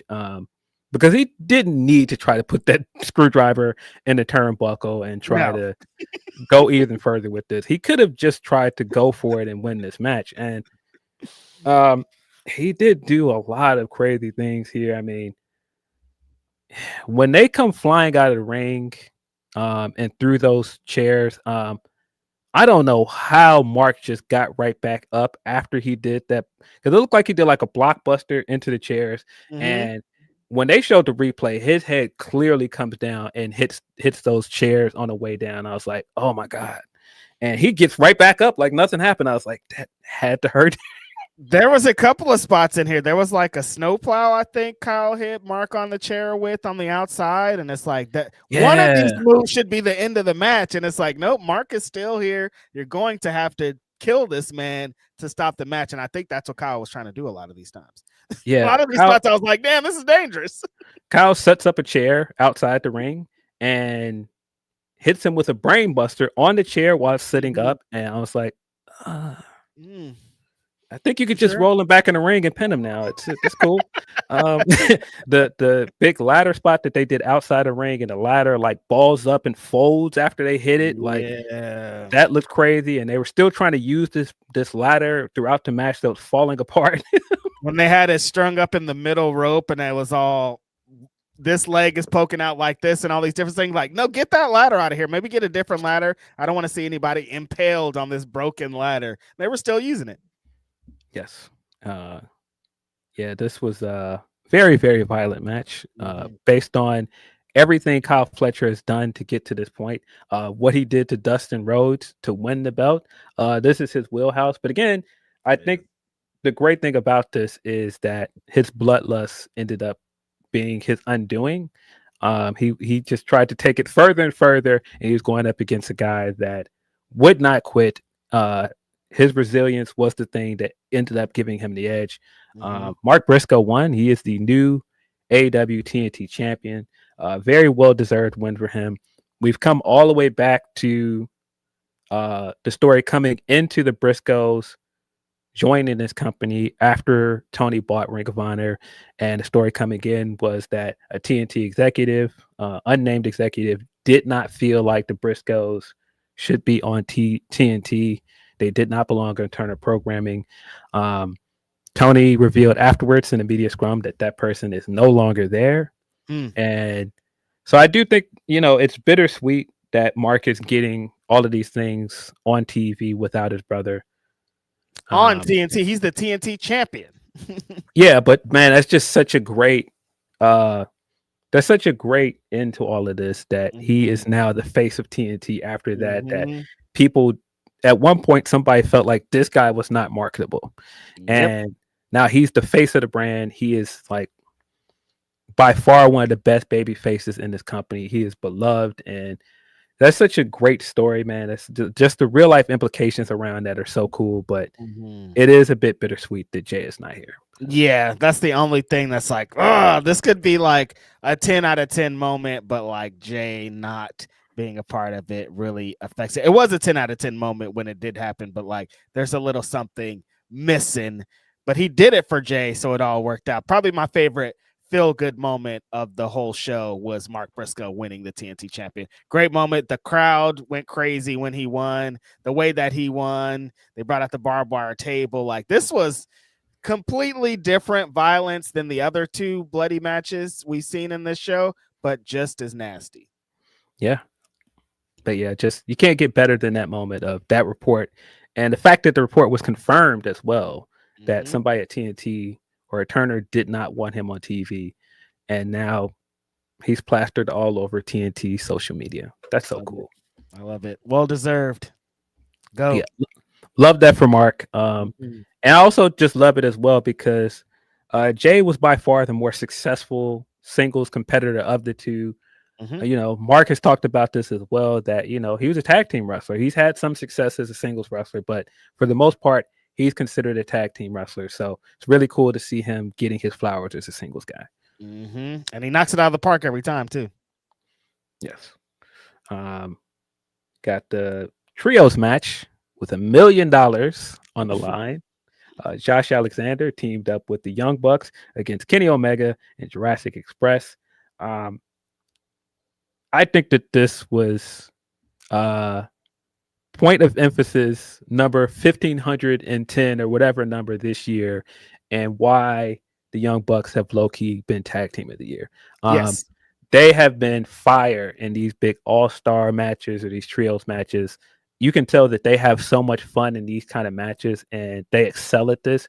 A big part of why this company has trios belts is because those guys and Kenny were really pushing for it, and they were really pushing for like how entertaining trios wrestling can be. Yeah, they kind of shifted the focus on this. They're the best tag team in the world, but they're like, no, we're going to put it on trios. We've seen amazing trios matches on Dynamite the last couple of months leading up to this, and the Young Bucks have been in the mix for all of this, and it's been great. Here, you just see it on display when they start going 500 miles per hour, Phil. And the Young Bucks are kind of in control. They're kind of the pilots of it. Nick's over here. Matt's running things over here. It's like there's not a better tag team when it's time to go all out. No pun intended. Like these guys are crazy. That spot where they're in the doomsday device and they try to get knocked down and they land onto their feet and they start super kicking everybody. When they get into those moments, like the Young Bucks are who it is. To start this match, I still battle cry. Remember Kenny Omega had a different entrance song, Phil? That's like his that's kind of like his big match theme at this point, like his big one-on-one theme, I assume. So when when you hear battle cry, man, it just it's different. Nostalgia, man. A different type of bit when it goes into there. And also what Kenny Omega is and still has that energy and still has that aura to be everything in AEW, you know? Yeah. I immediately felt the nostalgia when the Bucks came out and they had the money all over their pants. I was like, oh, we're in for an all-timer. I can see it already. When the money's flying, though, that's a different level of Bucks for sure. Bro, we had the money falling from the sky again. They had the money on their pants. I was like, oh, we're in for one. I could see it. And we definitely were in for one. Josh Alexander came into this match as like the least pushed guy out of all of these guys. The guy with like the least fanfare coming into this match, and he was incredibly important to this match. At one point, Don was like, he is the MVP of this match, which is Don being hyperbolic, but at the same time, he was like instrumental to so many bits in this match, so much of the storytelling in this match. I think he continuously tries to tell you he wants that Kenny Omega one-on-one. Like he's like, I like this. This is fun. I'm having a great time mixing it up with them, but I'm about to go so hard to show you that I deserve to have that epic one-on-one with them. And that's what a lot of these bits were. When he gets in there, starts throwing fulls, he does that crossbody to the back on the apron type thing. The world's strongest slam onto the apron always hits super hard. Like Josh Alexander is I don't think he's being utilized enough, because every moment that they put him in, he's been knocking it out of the park. And maybe he doesn't need to be continuously lost in these 6-man tags. Put him in some single stuff, because he was absolutely cooking in this match. Also absolutely cooking in this match. And I don't know what the brother was eating or drinking on his time off, but Jack Perry again had one of those you can't stop Jack Perry moments. Like when he started cooking, and I was like, oh, this guy, there's something in him that's like, you guys are talking crazy about me, and you think I'm who you think I am is not who I am. And he was going a million miles per hour at some points in this match. Man, yeah, Josh Alexander is an extremely good wrestler. I don't think that's a big surprise if you watched any of his work in TNA or some of his indie stuff. But man, he was great here. I hope he's in a Continental Classic. I want to see him in some of those big matchups. That's who needs to be in there for sure. Like, I know it's already a lot of Don Callis family, but this guy is so good. Hopefully he's in there at some point. But yeah, Jack Perry, man, he's come back as a babyface, and he's back to doing the style of wrestling that we knew him for initially with this company as Jungle Boy. And yeah, he was incredible, man. Some of the transitions and counters he did, that counter into the Hurricane Rana he did was fucking crazy. Some of the big dives he did, like he was great. Luchasaurus is still impossibly over. Like it fucking baffles me every time he comes out and he gets these loud reactions every time he does things like the choke slams and everything. Like, they really were like hiding this guy over there in this Christian stuff and trying to make him a heel, and that lasted way too long. Right. He's so much more than what they tried to make him. And when you see him, when he gets his moments and he's choke slamming both of the Bucks and on top of each other and all these different bits, it's like, oh, Luchasaurus is going crazy. And the crowd feels like it. Like they feel like he's one of the guys. They don't. It's just some kind of different energy that's attached to him that you're surprised that he doesn't have more. And when he gets into his flips and all of that and combining with Jack, it's like, oh yeah, Jurassic Express, like somebody mentioned earlier, when they hook it up with FTR eventually, it's going to be fire. Yeah. Bucks are the Bucks. When they were having their back and forth, the sequences with them and Kenny, there were little bits there where I'm like, did you guys do that on purpose? Which will probably play into the aftermath of the match. But Alexander tries to tag one of the Bucks in, and they immediately jumped off the apron like, nope, that's all you. You got it. You want Kenny? That's all you. And been waiting. It kind of feels like they let Josh get hit with that one wing angel on the outside, where Matt was right there. He could have rolled out the ring and helped him. He could even dove outside the ring and helped him. And he was just like reaching from the ring and acting like he couldn't help him. I was like, you did that on purpose. It kind of feels like you did. And then Nick just ran out of there. So they were just like, oh, oops, sorry. I don't know what to do. They came in with this Don Callis family's been annoying us energy, and we kind of want to put a bow on it. And a lot of the match kind of played into it, I think. Yes. Kenny doing his Jordan on the Wizards bit of it still looks crazy. Like at one point, seeing Jordan miss a dunk was like, what? So when he does his move into the corner where he does the you can't escape, does the big rolling move into the corner, and he usually jumps up onto the turnbuckle and does the moonsault, and he stumbles. I was like, what's happening here? Like it's I hate to see him this way. Yeah, we've seen him hit that so many times and not like with ease. Like that's a one of the first moves in the match usually for him, you know? Yeah, but he did such a great job of selling Kenny Omega as a wrestler that needs to work himself back and work some of the rust off after being out for a good amount of this year. And it was very convincing because I was like, oh, this is Kenny Omega. Even when he was setting up some of the big moves and he was just a step slower than he usually was. He's so good at that. He did that when he initially came back after the belt collector run. Remember, he came back and he had like the full shirt on. He's got like a brace on his shoulder and all this other stuff. And I was like, this is Kenny Omega. This is like the best bout machine. He looks human. Right. And I think that all of that stuff played out very well throughout this match. I think that helped to highlight why the end of the match and the aftermath stuff was so good. I do think that's going to play into some stuff with Kenny for the remainder of this year and going into next year. Do you think? Yeah, no, the Kenny bits have been great. I'm into older man Kenny Omega, who isn't as fast as he used to be, is still trying to implement the stuff that made him world champion, but he has to work it a different way. I think it's a really good story to tell in here, especially with Josh Alexander still being completely on his heels and trying to see if Kenny Omega's as good as everybody's telling him that he is in all the matches that he's seen. And the Young Bucks, he doesn't know the relationship with them. He's still trying to keep up with them because they're still going as fast as they used to, and they're still doing the bits, and he's trying to see if he could compete. There's a lot of story elements that were in this match. Yeah, Bucks are also in the best shape we've seen them in quite a while. I think they Nick look Jackson great. Going crazy.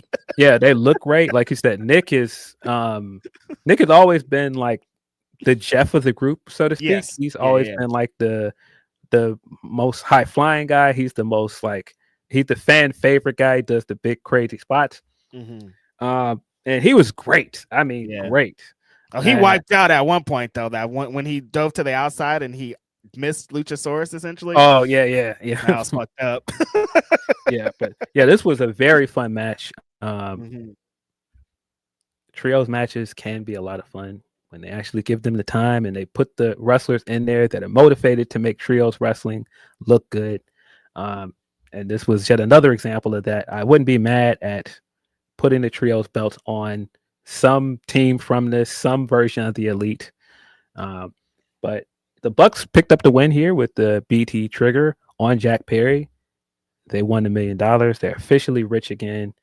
And coming into this match, I felt like, all right, the baby faces are probably going to win. And even if the baby faces don't win, I feel like there's a good chance that the Bucks are going to choose to remain poor. Yeah, and that's essentially what happened here. They won the match. They got the money. Nick especially, because Nick on BTE has been gambled away the money that they got earlier this year. So he's got his big duffel bag full of money, and he is pleased. And Don picked up on that right away. You got your money, Nick? You happy? Now join the family now. And so they're getting out of the ring, and they're getting ready to leave with the money. Don Callis' family starts beating on Kenny Omega. They do the usual wrestling trope. Will they, won't they come back and help? They came back, helped Jurassic Express run off Don Callis' family. That led to the reunion of the Elite. I thought it was a great touch that they did this here at Full Gear and Prudential Center. If you guys remember, when the Elite came back from suspension in 2022, it was at the Prudential Center. Full Gear, there's a lot of lore behind that too. It all's kind of fitting. I like them embracing Jurassic Express before it too, because the Jack Perry bits are slowly in there too. Getting back with Kenny, all this is great. And like you said, FTR is now their World Tag Team Champions, and their heels. You need to have babyface Bucks moving forward here. Yes, I do think that Kenny is on the road back to winning a world title or a singles belt, whether that be eventually facing Okada at some point again next year or challenging for the AEW World Championship. And I think the story here is leading to the Bucks being in his corner when he wins. Is this the year that you put Kenny in the Continental Classic, Philip Lindsey? I don't know that he is well enough to do it, based on some of the stuff that's been reported earlier this year that he's not quite 100%. I don't think this is the year. I would love to see it. Totally. And I very much like the story of him trying to work his way back and being a part of this grueling tournament. I just don't know if that's realistic, though. Yes, that's pretty much where I land. I'm like, I want it super bad. I think he's killing, especially with the entrance, the people already announced for. Like, we want those matches, but like you said, this is a grueling tournament. It's a couple of weeks. I don't know if you want to throw Kenny into the fire this way. And obviously the big story in the tournament this year, Takeshita Okada. And I feel like if you're going to put Kenny in the tournament, the focus should be on Kenny entering the tournament and potentially winning. That's and I don't think that's the case. Yeah. Yep. Mm-hmm. Yeah. But, I want him to do a C2 eventually. I just don't think it's this year. Mm-hmm. One before it's all over, though, Ken. We need at least one. Definitely. I've said before, Brian is going to wrestle again. You could just tell. This guy's itching to wrestle again. Oh, yeah. And I think the idea of Kenny entering the same year that Brian enters, that's what I want to see. Because I think like the finals of the Continental Classic being Kenny versus Brian, that's the move in my opinion. Sign me up. We got Chris Statlander versus Mercedes Moné and the penultimate match of the night. My pick for match of the night, out of the trilogy of matches these two women have had together, like they're just tremendous together. Wrestling soulmates has been thrown around, but great chemistry between the two of these people. Unbelievable chemistry. Yeah, they are fantastic. Mercedes came out, did her big entrance with the belt guys. Friend of the show, my friend that was there was almost a belt guy. He was texting me that from the show. That I didn't know that was a thing. That's fucking hilarious. Yeah. I wish that would have happened. Oh my God, that's amazing. At one point, he was backstage and he had a belt in his hand. They handed him a belt, like, hey, you want to be a belt guy? And that almost happened. Why didn't it happen? Dude, that's wild. That is hilarious. His reasoning as to why he didn't end up doing it is hilarious as well. I love it. Yeah. Shout out to my guy, Emilio. But yeah, Mercedes came out with all of her belts. I thought that Statlander's entrance was fucking great. I thought it put over just how eccentric and cool she is. Like, man, there's just something about her, man. Like, there's a certain level of awkwardness to her, but it works. I can't explain it, man. She just feels so relatable. I think there's a bit of like quirkiness that makes her so much fun as well. A lot of wrestling fans are like her, men and women. Like, it's like she's a superstar and she's on the big show, but you feel like you could kick it with her after the show. And there's not a lot of wrestling top stars you don't get, like Mercedes. You don't feel like you can't kick it with Mercedes after the show. You can't even be in her presence. And Status would come and have a beer with you type deal. And that works more than anything at this point. Yeah. So yeah, love that entrance with the big crash landing of the rocket. She comes rolling out of it and tries to do the cool pose. And she even stumbled a little bit during the pose, which again, I think worked for her. It works for her because, of course, everything she does just has a little bit of awkwardness to it, has a little bit of a flaw to it, but it just works, man. Yeah. And man, she's great. Cannot say enough great things about her. Love the position she's been put in coming into this match. Getting a win as well. Getting a win over the two women that topped the PWI 250 this year in the same year. And she was getting her shit off afterwards in the press conference, like, "Oh, y'all didn't believe. I've been telling y'all."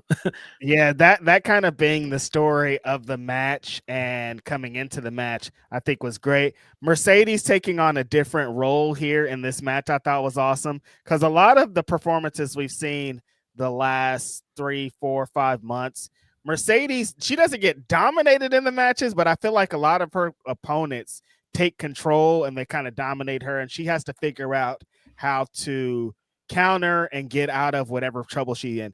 For a lot of this match, she was in control. Like, she was on top of Chris. Chris was trying to get into her bits off. Mercedes would be one step ahead of her. Chris tried to come out. I love that 450 splash attempt that she tried. And Mercedes was, for most of the match, just one step ahead of Chris Statlander. And I think that was kind of the story Mercedes was telling coming into this of like, I got all these championships. I'm better than everybody. You don't deserve to be in the ring with me. And I'm going to show you why that you can't beat me. And her kind of using a different strategy of Tony. When I got into the ring with Tony, there was she was going at it a different way. And she knows that her AEW Women's World Championship strategy has to be completely different than all the strategies she uses for her other championships. Yeah, I agree. The match with Tony is different because Tony is playing the mind games with her, and it's different. Right. The thing I liked about this is Mercedes came in with urgency, and it's an urgency we haven't really seen her have in any of the other matches because even if she squeaks out of these matches in the end, she still kind of seemed unfazed. She very much seemed gotten to in the build to this match and coming into this match. And I think Mercedes as a heel is at her best when she's just a little bit unhinged, a little bit like, who do you even think you are to be in here with me? And that came across multiple times throughout this match. Statlander coming in early and taking the advantage using her strength and using like her athleticism. And then when she tweaked her arm, Mercedes immediately pounced on her. That shot of the Meteora, of her coming off screen and hitting that Meteora with fire. Flies in. And Aubrey's like, man, what is your problem? She's like, oh, she's hurt. She's hurt. Doctor, she's hurt. Come look at her. Yeah, her trash talk was off the charts in this match. I think that what you're talking about played into a lot of why Mercedes lost the match. There was moments where she was taking too much time in stat kicking out. Like usually Mercedes is the 2 count, she transitions into something else. Chris Statlander would kick out after a big move, and Mercedes would sell and be mad at Aubrey and looking around at the crowd. She was completely off guard as different than her last title matches have been. Yes. Yeah, I like that part of it. I like the callbacks to the other matches that they've had earlier. The callback of Statlander getting back in before the count out. That, of course, played into their last match. And then it seemed like there was a callback to Bayley versus Mercedes. There was. With the big belly, the belly spot in there. I thought that was cool. Mercedes having the stamina to pull off 14 suplexes, 14 amigos. Yeah. That was incredible. Getting that crowd to go from booing her when she started it to they were so impressed by the time she landed the 14th suplex that they were cheering and clapping. That was cool. Suplex City, baby. Mercedes know how to do it. That's what I've loved about Mercedes's run is this match is completely even different than the last 2 Statlander matches. Like she just makes it a different, her strategy is different. Their opponent's strategy is different. With the crowd's going to react is going to be different in almost every single match. Yes.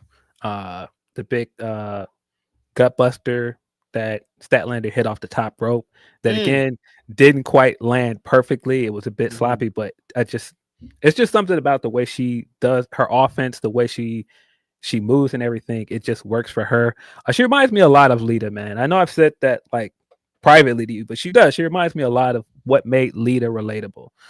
Denise made that comparison on the watch along, which is super funny. I'm like, yeah, I've heard this before somewhere. That's hilarious. Yeah, I think that's why. Like, it feels like she has a little bit of danger, but that relatability. Lita was a little bit awkward too. There's just a lot of these, something about that like comic book style girl that's different than the other ones, and you can relate to her. But then she'll do a moonsault or a 450 splash or a German suplex and some badass wrestling move where you're like, oh yeah, also she's a badass, and maybe I can't hang out with her.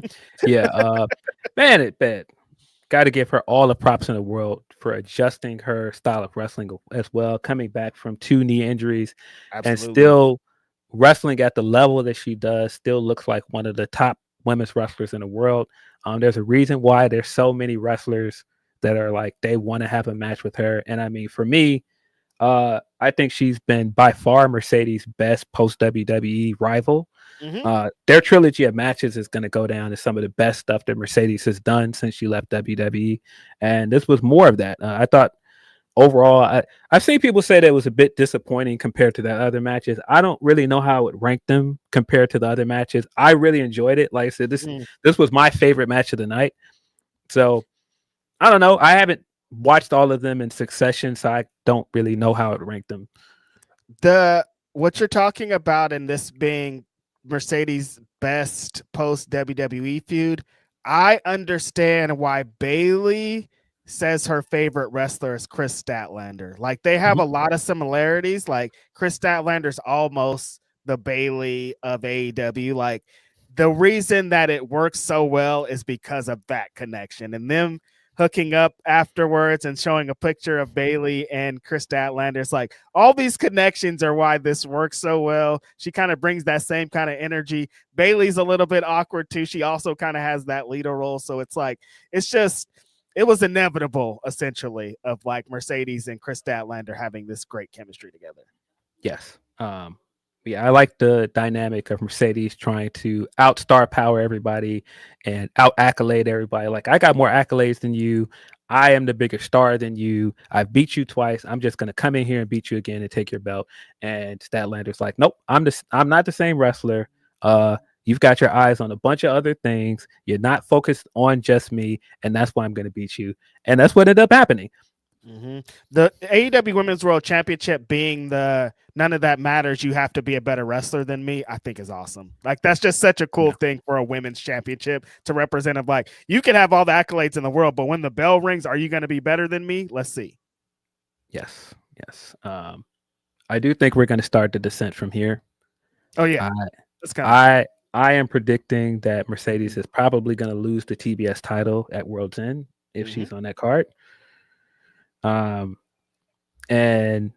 I do think this is it. I think we're leading to the descent, and I'm here for it because I think when she's a little unhinged as a heel, she's just so much better.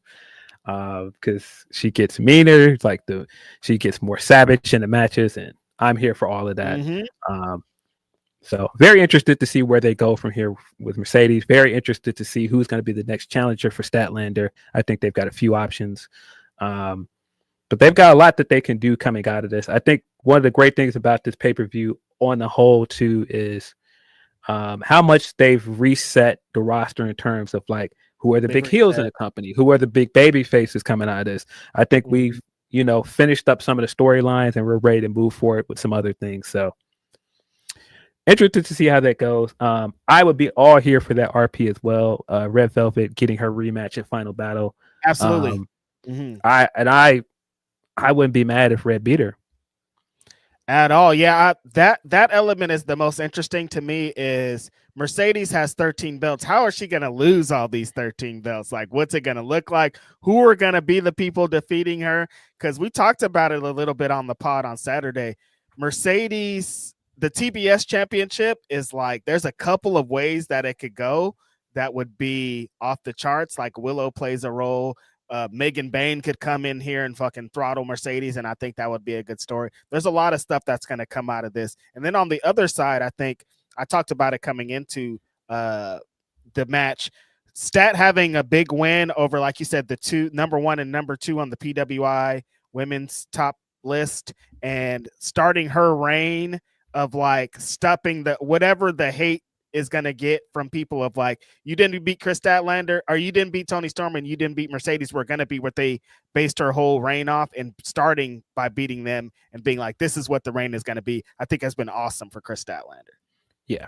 I don't think that they used the Grand Slam moniker with AEW, but I do think Statlander is going to be the first Grand Slam champion in the company. I do think she's eventually going to win the tag titles as well. With Willow. Yeah. And she deserved it. I think she's such a phenomenal wrestler. I think she's been overdue a world title reign as well. So glad we're finally getting to it with her. The main event was a bit of a mixed bag. Samoa Joe taking on Hangman Adam Page for the AEW World Championship in a steel cage. Hangman came out to some music from Red Dead Redemption 2, which it seemed like a lot of people didn't understand the video game reference. Yeah, I didn't know, but I thought that was cool. Joe came out and he's putting over this big Ops Dojo thing that he's doing now. I like that element. It's task coded, which kind of plays into what happened later. It is, but yeah, the match itself, I thought the match was good. I wasn't like blown away by the match, and I think it's because the show went on for so long, and there were so many other matches that I enjoyed more. I don't think that this was a bad match by any stretch. But like I said, I wasn't really like blown away with it. I mean, I think just because I like the other blood featured matches better. Like I thought Mox and Kyle and Mark were phenomenal ways to implement like a bloody brawl kind of plunder matches. And this one, like even when they announced the steel cage stipulation, it was like, okay, like I don't really know what that's going to include, what that's going to entail, and I don't think that's going to enhance or do anything for the match for me. But I think the shock of what happened in the match made it all okay, I guess, because I kind of forgot about what happened with the match with the finish. Yeah, I definitely think their match at the last pay-per-view was better. Me too. I think that there was more of a focus to it. I just enjoyed that match personally for my taste more. Mm-hmm. But yeah, this was mostly, you know, trying to stick to the stipulation of the steel cage. Joe ended up getting bloodied at one point. Hangman ended up getting bloody. And I think the visual of that maybe would have hit better if there weren't so many other matches with blood and stuff in it. Already seen a bunch of blood. Yeah. But I think I wasn't also thrilled with the idea of using the steel cage as a stipulation to keep the ops out. And then they just ended up there and interfering in the finish anyway. Yeah. So why did you do the steel cage? Yeah, that's especially with that was kind of a criticism that people had of the blood and guts matches of like it's supposed to keep people out, but kind of the story of both of them were getting out of the cage, and that was the kind of same thing here. Is like you're supposed to have the cage to keep people out, but everyone got in. There wasn't nobody that couldn't get in the cage. Yeah, at one point Shibata comes down, grabs the AEW World Title, and he's trying to climb the cage and get in there, and then eventually Hobbs comes down, and that's how Hangman gets out of the ring and sets up the buckshot lariat coming back into the ring. Hooks comes down there in his orange Averex coat, and it looks like he's going to try to use the belt to help Hangman, and then he ends up blasting Hangman with the belt to set up the finish. Samoa Joe is the new AEW World Champion. I was very much stunned because I just knew coming into this there was no way Joe was winning. I just knew Hangman was going to retain. The way the build to this match went, it was all Hangman being very competent and very sure of himself. The Halloween episode and all of the stuff up to this point, it was just like, yeah, this is just kind of a formality. This is just a defense for him. He's going to move on from this.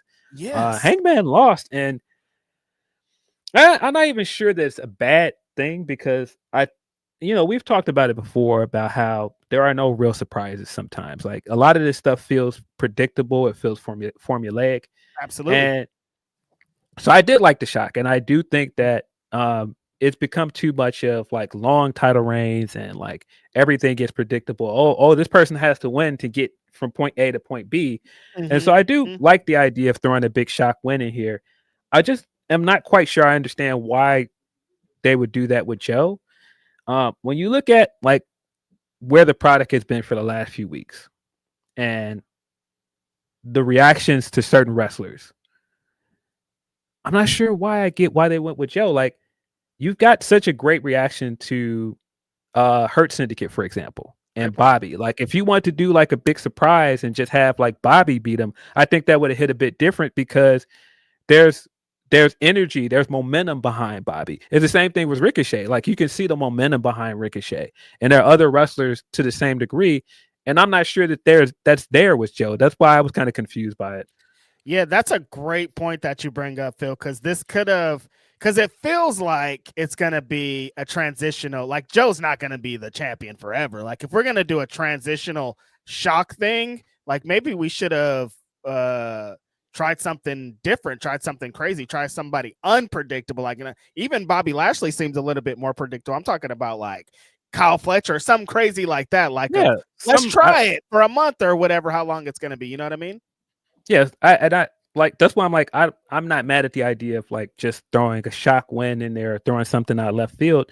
I just wasn't quite sure why we're doing it with Joe. Like, and there's so much stuff you could have done with Bobby winning, like the ties to Swerve. You got the ties to MJF with the contract. Mm-hmm. Where did this Joe win come from?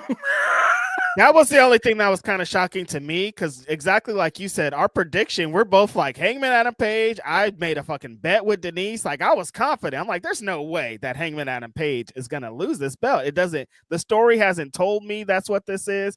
I don't feel like it's been long enough. And I'm the same. I'm not a long title reign guy either. I'm still like, but there's some things I think we need to establish with Hangman Adam Page still as AEW World Champion. I think the thing that played a big part of this, and we talked about it on our show a lot, is challengers for Hangman Adam Page, like immediate challengers.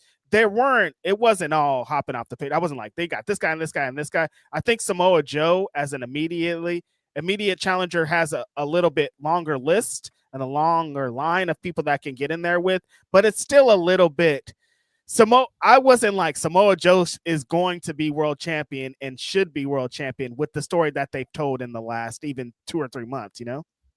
Yeah. People were not happy on the timeline. People were not happy because Hangman is very much beloved by a certain subset of the fans. Oh, yeah. And this very much felt like, for a lot of people, the run that was going to, people thought this was going to be different. This was going to, fix things after how the first reign went. Mm-hmm. And I won't say that this run went poorly, because I don't think it was a bad reign. No. But I think if you wanted him to have like this long, like, reign that changed a lot of perceptions about him, I don't think that was what we got. No. Yeah, I'm still processing it, because I'm still stunned at the idea that Joe is champion. Like, and man, I love Samoa Joe, but I just still like, where did this come from? I just think just because what you're talking about, there were so many fans that were like, all right, now we got Hangman Adam Page. There won't be distractions, because his first reign was like Brian had just came in and Punk is here and like all this kind of stuff surrounding it, and like it was like he felt out of place at that time. Remember, I was like booking him to lose his championship after like one defense when he first won it. This time I felt completely different. Phil, like he felt in control, like you're describing about even the build to this match. He was confident. He was moving, like he was telling the story of I'm getting a victory. The story that he's told a lot this year of like, I know you guys are counting me out. I know what you're going to think this match is, but you're probably going to beat my ass when the match happens. But in the end, I'm going to overcome. And I felt like this was another, in the end, I'm going to overcome. And then as the bricks kept falling, I'm like, hold on, hook, wait, what? And like the thing just kept not happening that was going on. And I'm like, oh, fuck. And just like you're saying, I'm still kind of processing, because I didn't expect to come on our show and say Hangman Adam Page lost to Samoa Joe. Yeah. But I like it. I love Samoa Joe. We're huge Samoa Joe fans here. Gigantic. Yeah. I'm not in a place where some people are, where they're like, oh, this is horrible. Like, this shows that they have no faith in Hangman. I don't know if that's the case, because Hangman still feels like a main character. He does. I have to see the follow-up before I really give my opinion, because I'm not sure what to make of all of this. Mm-hmm. Right after that, we got the return of Swerve Strickland. Swerve looks like he has been in the gym since he's been out, coming back after knee surgery and post-op recuperation. He looks fantastic. Came back with new theme music. Feels like bringing up Margie's super chat. That says Swerve looks like he ate the old Swerve. I'm here for it. The champ is back and he wants his belt back. Yeah, he looks great. Looks gigantic. that picture, or people put the side by side of him when he was skinnier, when he was with WWE, yes, with where he is now, he looks like a completely different person. Wild to see it. But yeah, new theme music as well. I thought that was great. I thought also putting the house on fire as the way to signal that he was coming out, that was great. Nana coming out to set it up. The new theme music with Raekwon, fire. Yeah, so much about this part that I liked. Seeing Samoa Joe standing there bloody with the championship, great visual as he's waiting for Swerve. Them kind of milking the thing with like letting Nana cook for a little bit, showing the house, all that stuff was great. Swerve comes out looking gigantic, looking like $1 million. Feels like a big star. Feels like a gigantic star. Feels like what you would want out of a return like this. Gets in the ring. There's this tease of there's still Hangman Adam Page stories lingering, no matter how you feel about where they are. You think Swerve is going to potentially maybe get in there and help the Ops out. But then he also has history with Samoa Joe, and he beat Samoa Joe for his AEW World Championship. And so he ends up beating up the Ops and looking like a big star and hitting Shane Gillis with the house call. And like all of this was like super fun stuff. Return. I think the entrance with Raekwon from the fucking Wu-Tang Clan, the chef, you guys, like one of the greatest hip hop artists of all time, is on Swerve's theme music. Like that's insane. Yeah. Really great moment. I think it shows where he is in his career.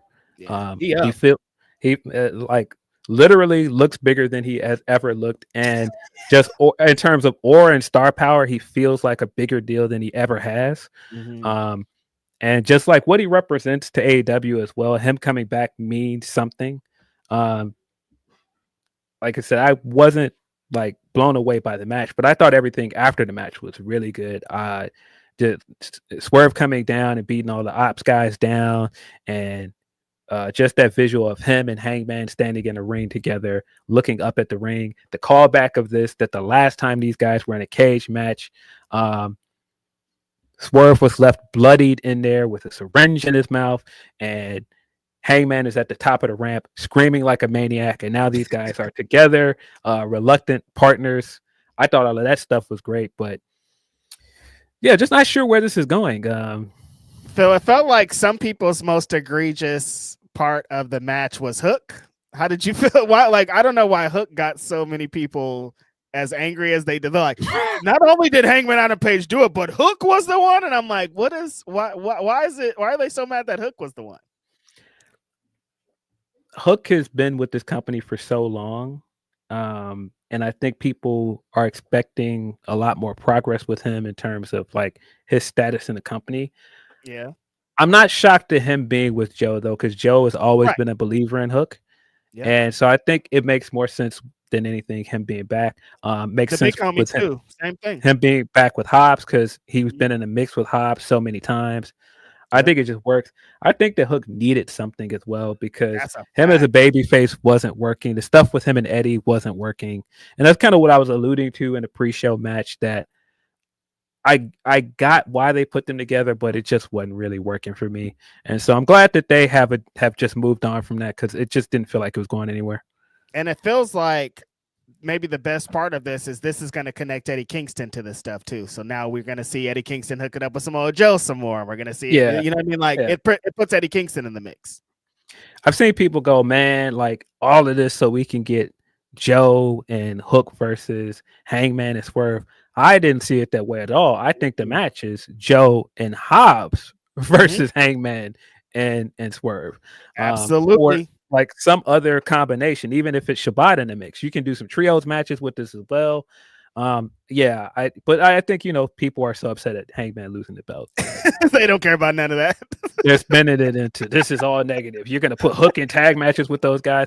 I don't think that's really the spot that Hook is going to fill here. It feels like Hook is going to fill the void of kind of like the Yuta of this group. That's like the shitty younger guy that just keeps coming in there and mucking up matches. Yeah, and I think that the project or whatever they were doing with having Hook attached to a guy like Samoa Joe wasn't complete. Like, I think that they started something and they're trying to get Hook to a place and they just need to do more. He needs to he saw Samoa Joe and the Ops and as baby faces. Now he's going to be with them as heels. It's going to be different energy. Like, this is all to get Hook to a point, but it isn't all a vehicle for Hook. Like, I feel like a lot of people were saying, no, like, I don't see that. Hook's going to be champion now. No, that's not what this is. No, I don't see that at all. I thought this was a great way to end the show, though. And I think if you had just left it with Joe beating Hangman, that would have been underwhelming. And people were so mad. Ending it with Swerve's, ending it with Swerve's return, and then having him link with Hangman to end the show, and like that's the cliffhanger you end on. That's interesting. If it's just Joe holding the belt over Hangman, I wouldn't have been here for that. Yep, I do like the homie Swerve being back. Him being in the mix, we talked about it. I think he's going to be AEW champion again very soon. I don't know what it means for Samoa Joe's reign. We still got the homie Maxwell looming in the background with his fucking contract. So it's gonna be. I do like how it kind of sends the men's world heavyweight title division into a little bit of disarray, because it felt like I didn't know what the direction was with Hangman. If Hangman would have just retained, I'd be like, I don't really know where this is going. This feels like it's going a couple of more paces with Samoa Joe, even how wild and controversial the ending was. I don't know why when you said Maxwell, I thought of like Maxwell, the singer, like doing that like dance on a corner of the stage. Like I just thought of that over Maxwell Jacob Freeman's music of him just like doing that dance. Maxwell comes out. Shout out to Maxwell. Yeah, it was a video of him going around recently doing famous dance with Kid and Play. I saw that. I did see that. Yeah. Black people, man. Funny, man. He was so excited. Like he was. He's a legend here. Like people would be happy to talk to him, and he turned into a fucking 12-year-old kid right there in that moment. Listen, man. Kid and Play is Kid and Play, and what House Party represented for a lot of us growing up, man. Like I get it. If I got to do the step back kick routine with him, I'd be the same way. Like that shit means everything to us. Absolutely. But yeah, this is definitely leading to Max coming back and seeking his revenge on everybody, Hangman and Joe, because Joe, of course, beat him at World's End. I do think that's going to play into World's End. That's part of why I didn't think Max was going to show up here. Of course, I didn't predict that Samoa Joe would win the title, but I did kind of feel like the place for Max to return was probably World's End. Yeah, I just, again, still processing. I thought that Max was going to come back and feud with Hangman. Now I'm like, what? He's going to come back and feud with Joe. He got Swerve in the mix. Like, this is Samoa Joe's the world champion. That's what happened. And I did not expect it. Crazy times. But yeah, overall, I thought that this was a good show. I enjoyed it. A little long, but I think that's the case at this point. We're starting already to build to the Continental Classic in this year, World's End. I think they've got a lot to build upon. I think you've got some great stuff with the women coming up with the end of the tag tournament. What's going to happen with Mercedes now? What's going to happen with Statlander as world champion? I think there's a lot to look forward to. Continental Classic is about to rule our lives for the next couple of weeks. Going to be a lot of story elements and things told out of that. World's End. This might be the most excited I've been about World's End in the last couple of years, because I feel like the last couple of years it's just been like, and we got World's End. Hopefully some cool stuff happens. This time it feels like some cool stuff's definitely going to happen. Yes. We got a Van Twin Blade super chat that he sent much earlier. Appreciate you sticking around, but it kind of plays into the end. Van Twin Blade says, whose house? Also, every time a Mark cries about the pay-per-view length, Tony adds another minute to the card. He keeps saying he wants to make sure we get our money's worth. So yeah, I was gonna say this time didn't feel like this one flew by the fastest an AEW pay-per-view has for me in a while, but I think I'm just getting used to it. I don't think it's because it still is a long ass show, but it just like feels like if the matches are going and they keep going back to back with the shit, it doesn't feel as bad. Yeah. We got a few more super chats before we ride off into the sunset. I try to sprinkle them throughout with where they hit with the matches. See, we hit that one.